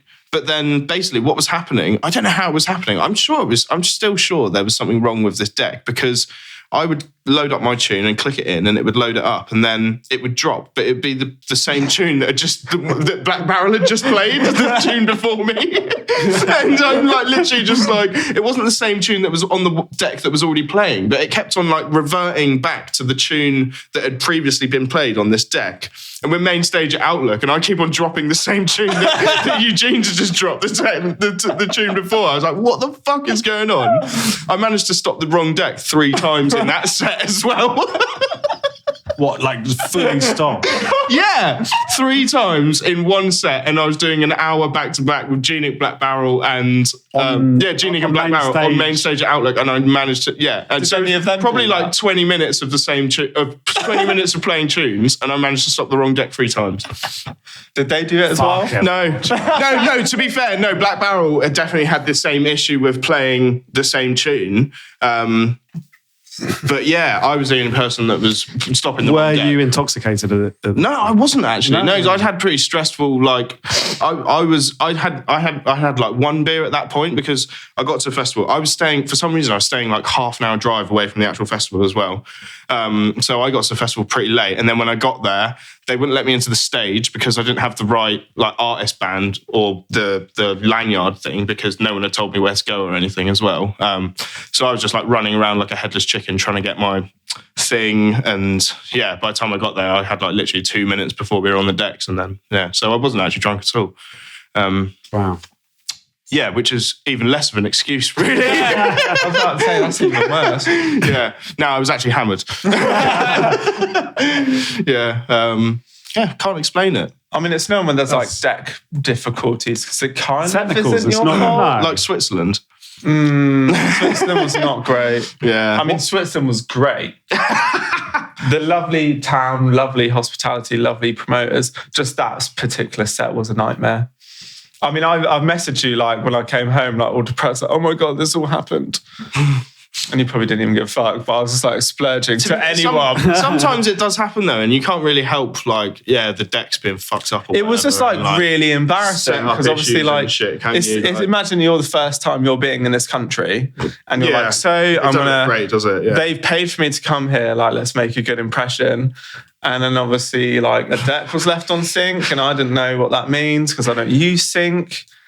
And yeah, basically double tempoed my 3rd tune on this like intro triple that I did, that I do all the time. It's that BXL one that I never ever get wrong. And the fact that it all went wrong, and I was like, what is going on? And obviously it was going like playing at double tempo. It was like my Monroe collab it was. And I was so confused by that like noise that I pulled out all the tunes that were fine and just left the tune that was making a horrible noise up by itself. And I was just there like, why is this happening? And then, just some Swiss dude came in and was like, it's on sync, bro. And then fixed it. And I was like, oh. That reminds me of another one actually in Bratislava. I did the same thing with Sync on there, but that reminded me of another thing that happened that night, which was when I was in the smoking area having a ciggy, and I tried to get back into the rave, and I pulled the door handle, or what I thought was the door handle, and I pulled that shelf off the wall somehow. And the flower pots. Literally, like all these flower pots just come crashing down to the ground. You had drunk quite a bit that night as well. Yeah, I didn't feel like I had, but apparently, I don't know, I just thought it was the door so badly, but it was just like a bracket holding the shelf up. You're really yanking on it as well. Everyone's probably looking at me, was just like, what the fuck is that guy doing? Like Having a fight with the plants. Yeah, so, yeah. But yeah, had that same sink issue then as well. Damn. It will get you. Look out, Watch out for guys. Yeah. Don't let that sink in. What's the worst that you've seen from anybody else? Ooh. It will just be, I can't even like name names. It's like people you see when you're out, you know, and there's like eyes rolling in the back of their head, clanging hard, and you're just like, dude. It's been a couple of them, yeah, for sure. Yeah. I can't think of anything really bad. Not at all. No. Probably should not name and shame or start bring start gossiping. That was my initial thought, but then you were pushing it a little bit. Let's push it. Let's out everybody. Okay, well, that was ChatGPT's questions anyway. Thank you, ChatGPT. Thank you. Thank you, OpenAI. Thank you to our new AI overlords that are taking over. Yeah. I don't know. I don't know how, if you want to continue, or I feel like we've done quite a lot of questioning. Is there anything that you would like to bring up? Anything you would like to talk about? Any sort of like final thoughts? What's John and Dom's final thoughts? What's your kind of goals now? What I'm thinking of right now is a pint. And going for a poo as well, to be honest. I've been like probably about halfway through this podcast, I've been thinking, I could really do with a shit. So you definitely want to wrap this up. Let's go for another hour then. Let's go for another hour. Just to warn you, John's not very well at the moment. Oh no, that's a lie. No, yesterday John killed the entire house with the smell. I did a really, really uncharacteristically smelly shit. Actually, I had to go shower in it. You did let me go for a poo before you had a shower. I'm being nice. You didn't realise it was going to be that bad. Yeah, true. Neither did I. Eyes were streaming. It was a real bad one, you know. Yeah. Who has the smelliest shits? Dom, I mean, that John, one or definitely Ralph? takes the. I mean, Ralph shits outside, so. Okay. Yeah. You don't shit outside.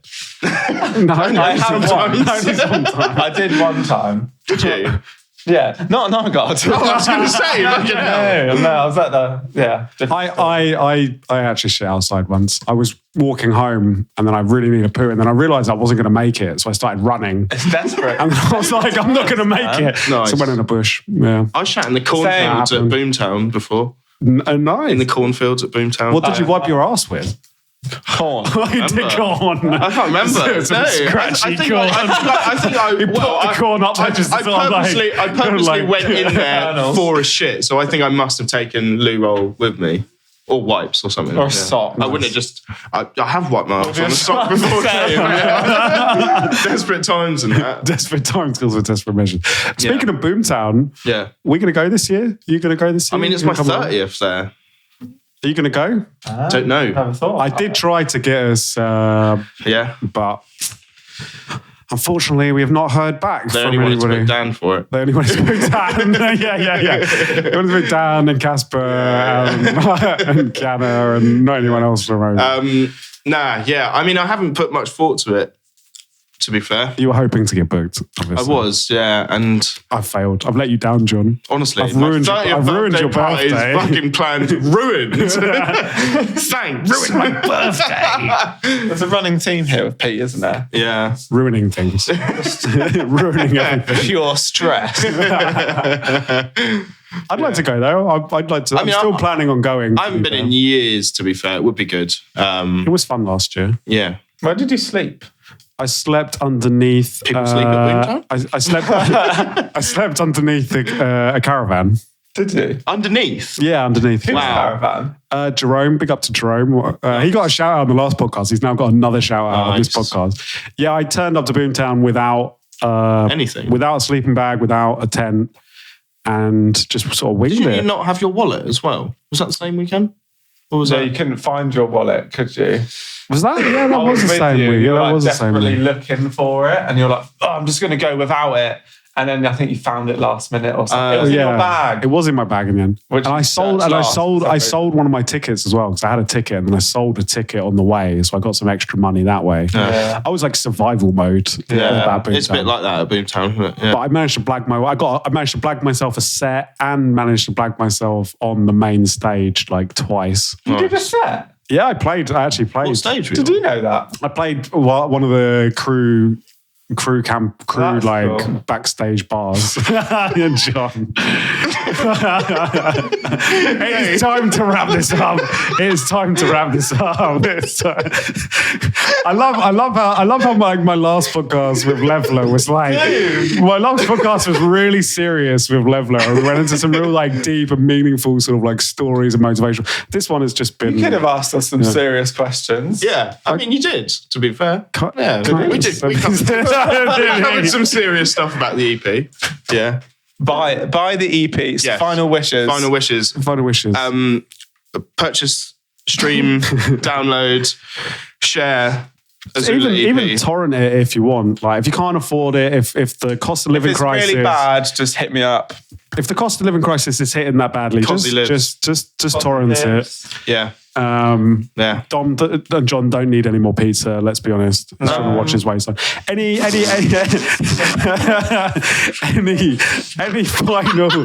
final sort of big ups? Is anyone you'd like to big up and thank? I guess thanks to everyone who loves our collabs together and makes us want to do more. Yeah. And we really hope you like this EP. We think it has similar but better energy than Azure. I would say so. Yeah. Capitalising on what we did great before. And more refined. In a nice orange much hue. more refined, I would say. Yeah. More refined and more orange. Yeah. And more pizza. And come watch us play it in Volks. Yeah. And any other shows? I guess you got a few shows. We're going to be in Germany. Germany's going to be a good one. In Karlsruhe, any German crew on May the 27th. They're going to be doing... Playing at the Vault. Are you playing at the Vault? Yeah. Are you actually? Well, yeah, Steve's night, the unorganised ostrich. Okay. Yeah. Who they got playing for that? DRS in session with Dogger. Oh, right. Wow, cool. Yeah, so it should be a good one. Yeah. And it'll be the first time I've actually been to the Vault since I used to do nights there at the Winchester. So, yeah. Nice. Long time. Cool. Should be good. All right. And then nothing else really booked in at the moment. Got Volks. And then the week after that, Brighton at Thekla. Bristol, or not Brighton, sorry, yeah. Brighton, Nice. Then Bristol at Thekla would be sick, Thekla man. for Yeah. Intrigue with Javen. So give a little big up to that as well. That's where you can see. And hopefully we'll get some more shows in.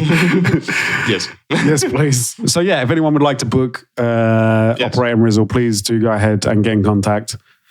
And I guess we can call that just about it. Yeah, I think so. Thank you very much, people. John's going to go for a poo now. Yeah, and we're going to go and enjoy a little bit of sunny Brighton. It's actually still some nice weather out there. So Lovely. Beautiful. It's going to be good. Cool. Yes. Bam. Bam. Done. Yeah. Thank you very much. Thanks, everyone. Do go and stream and buy the Azure EP when it's out. Yeah. Go Azula. support. Azula. I fucking did it, didn't I? Yeah, I was doing so well. I was doing so well. Really over-enunciated it as well. Azure. It's not the Azure. I actually do. I saved the artwork on Dropbox and I put the Azure EP. It's confusing. Okay, sorry guys. It's fine. It's fine. We forgive you. Yeah. Azula. Yep. EP. Do go and check it out. Do watch it. Go follow these guys. Go check out what they do. Lots of love. Thank you very much, Dom and John. Thank you very much, Daddy Pete. Thanks, Overcrew. Good night. Goodbye. One love.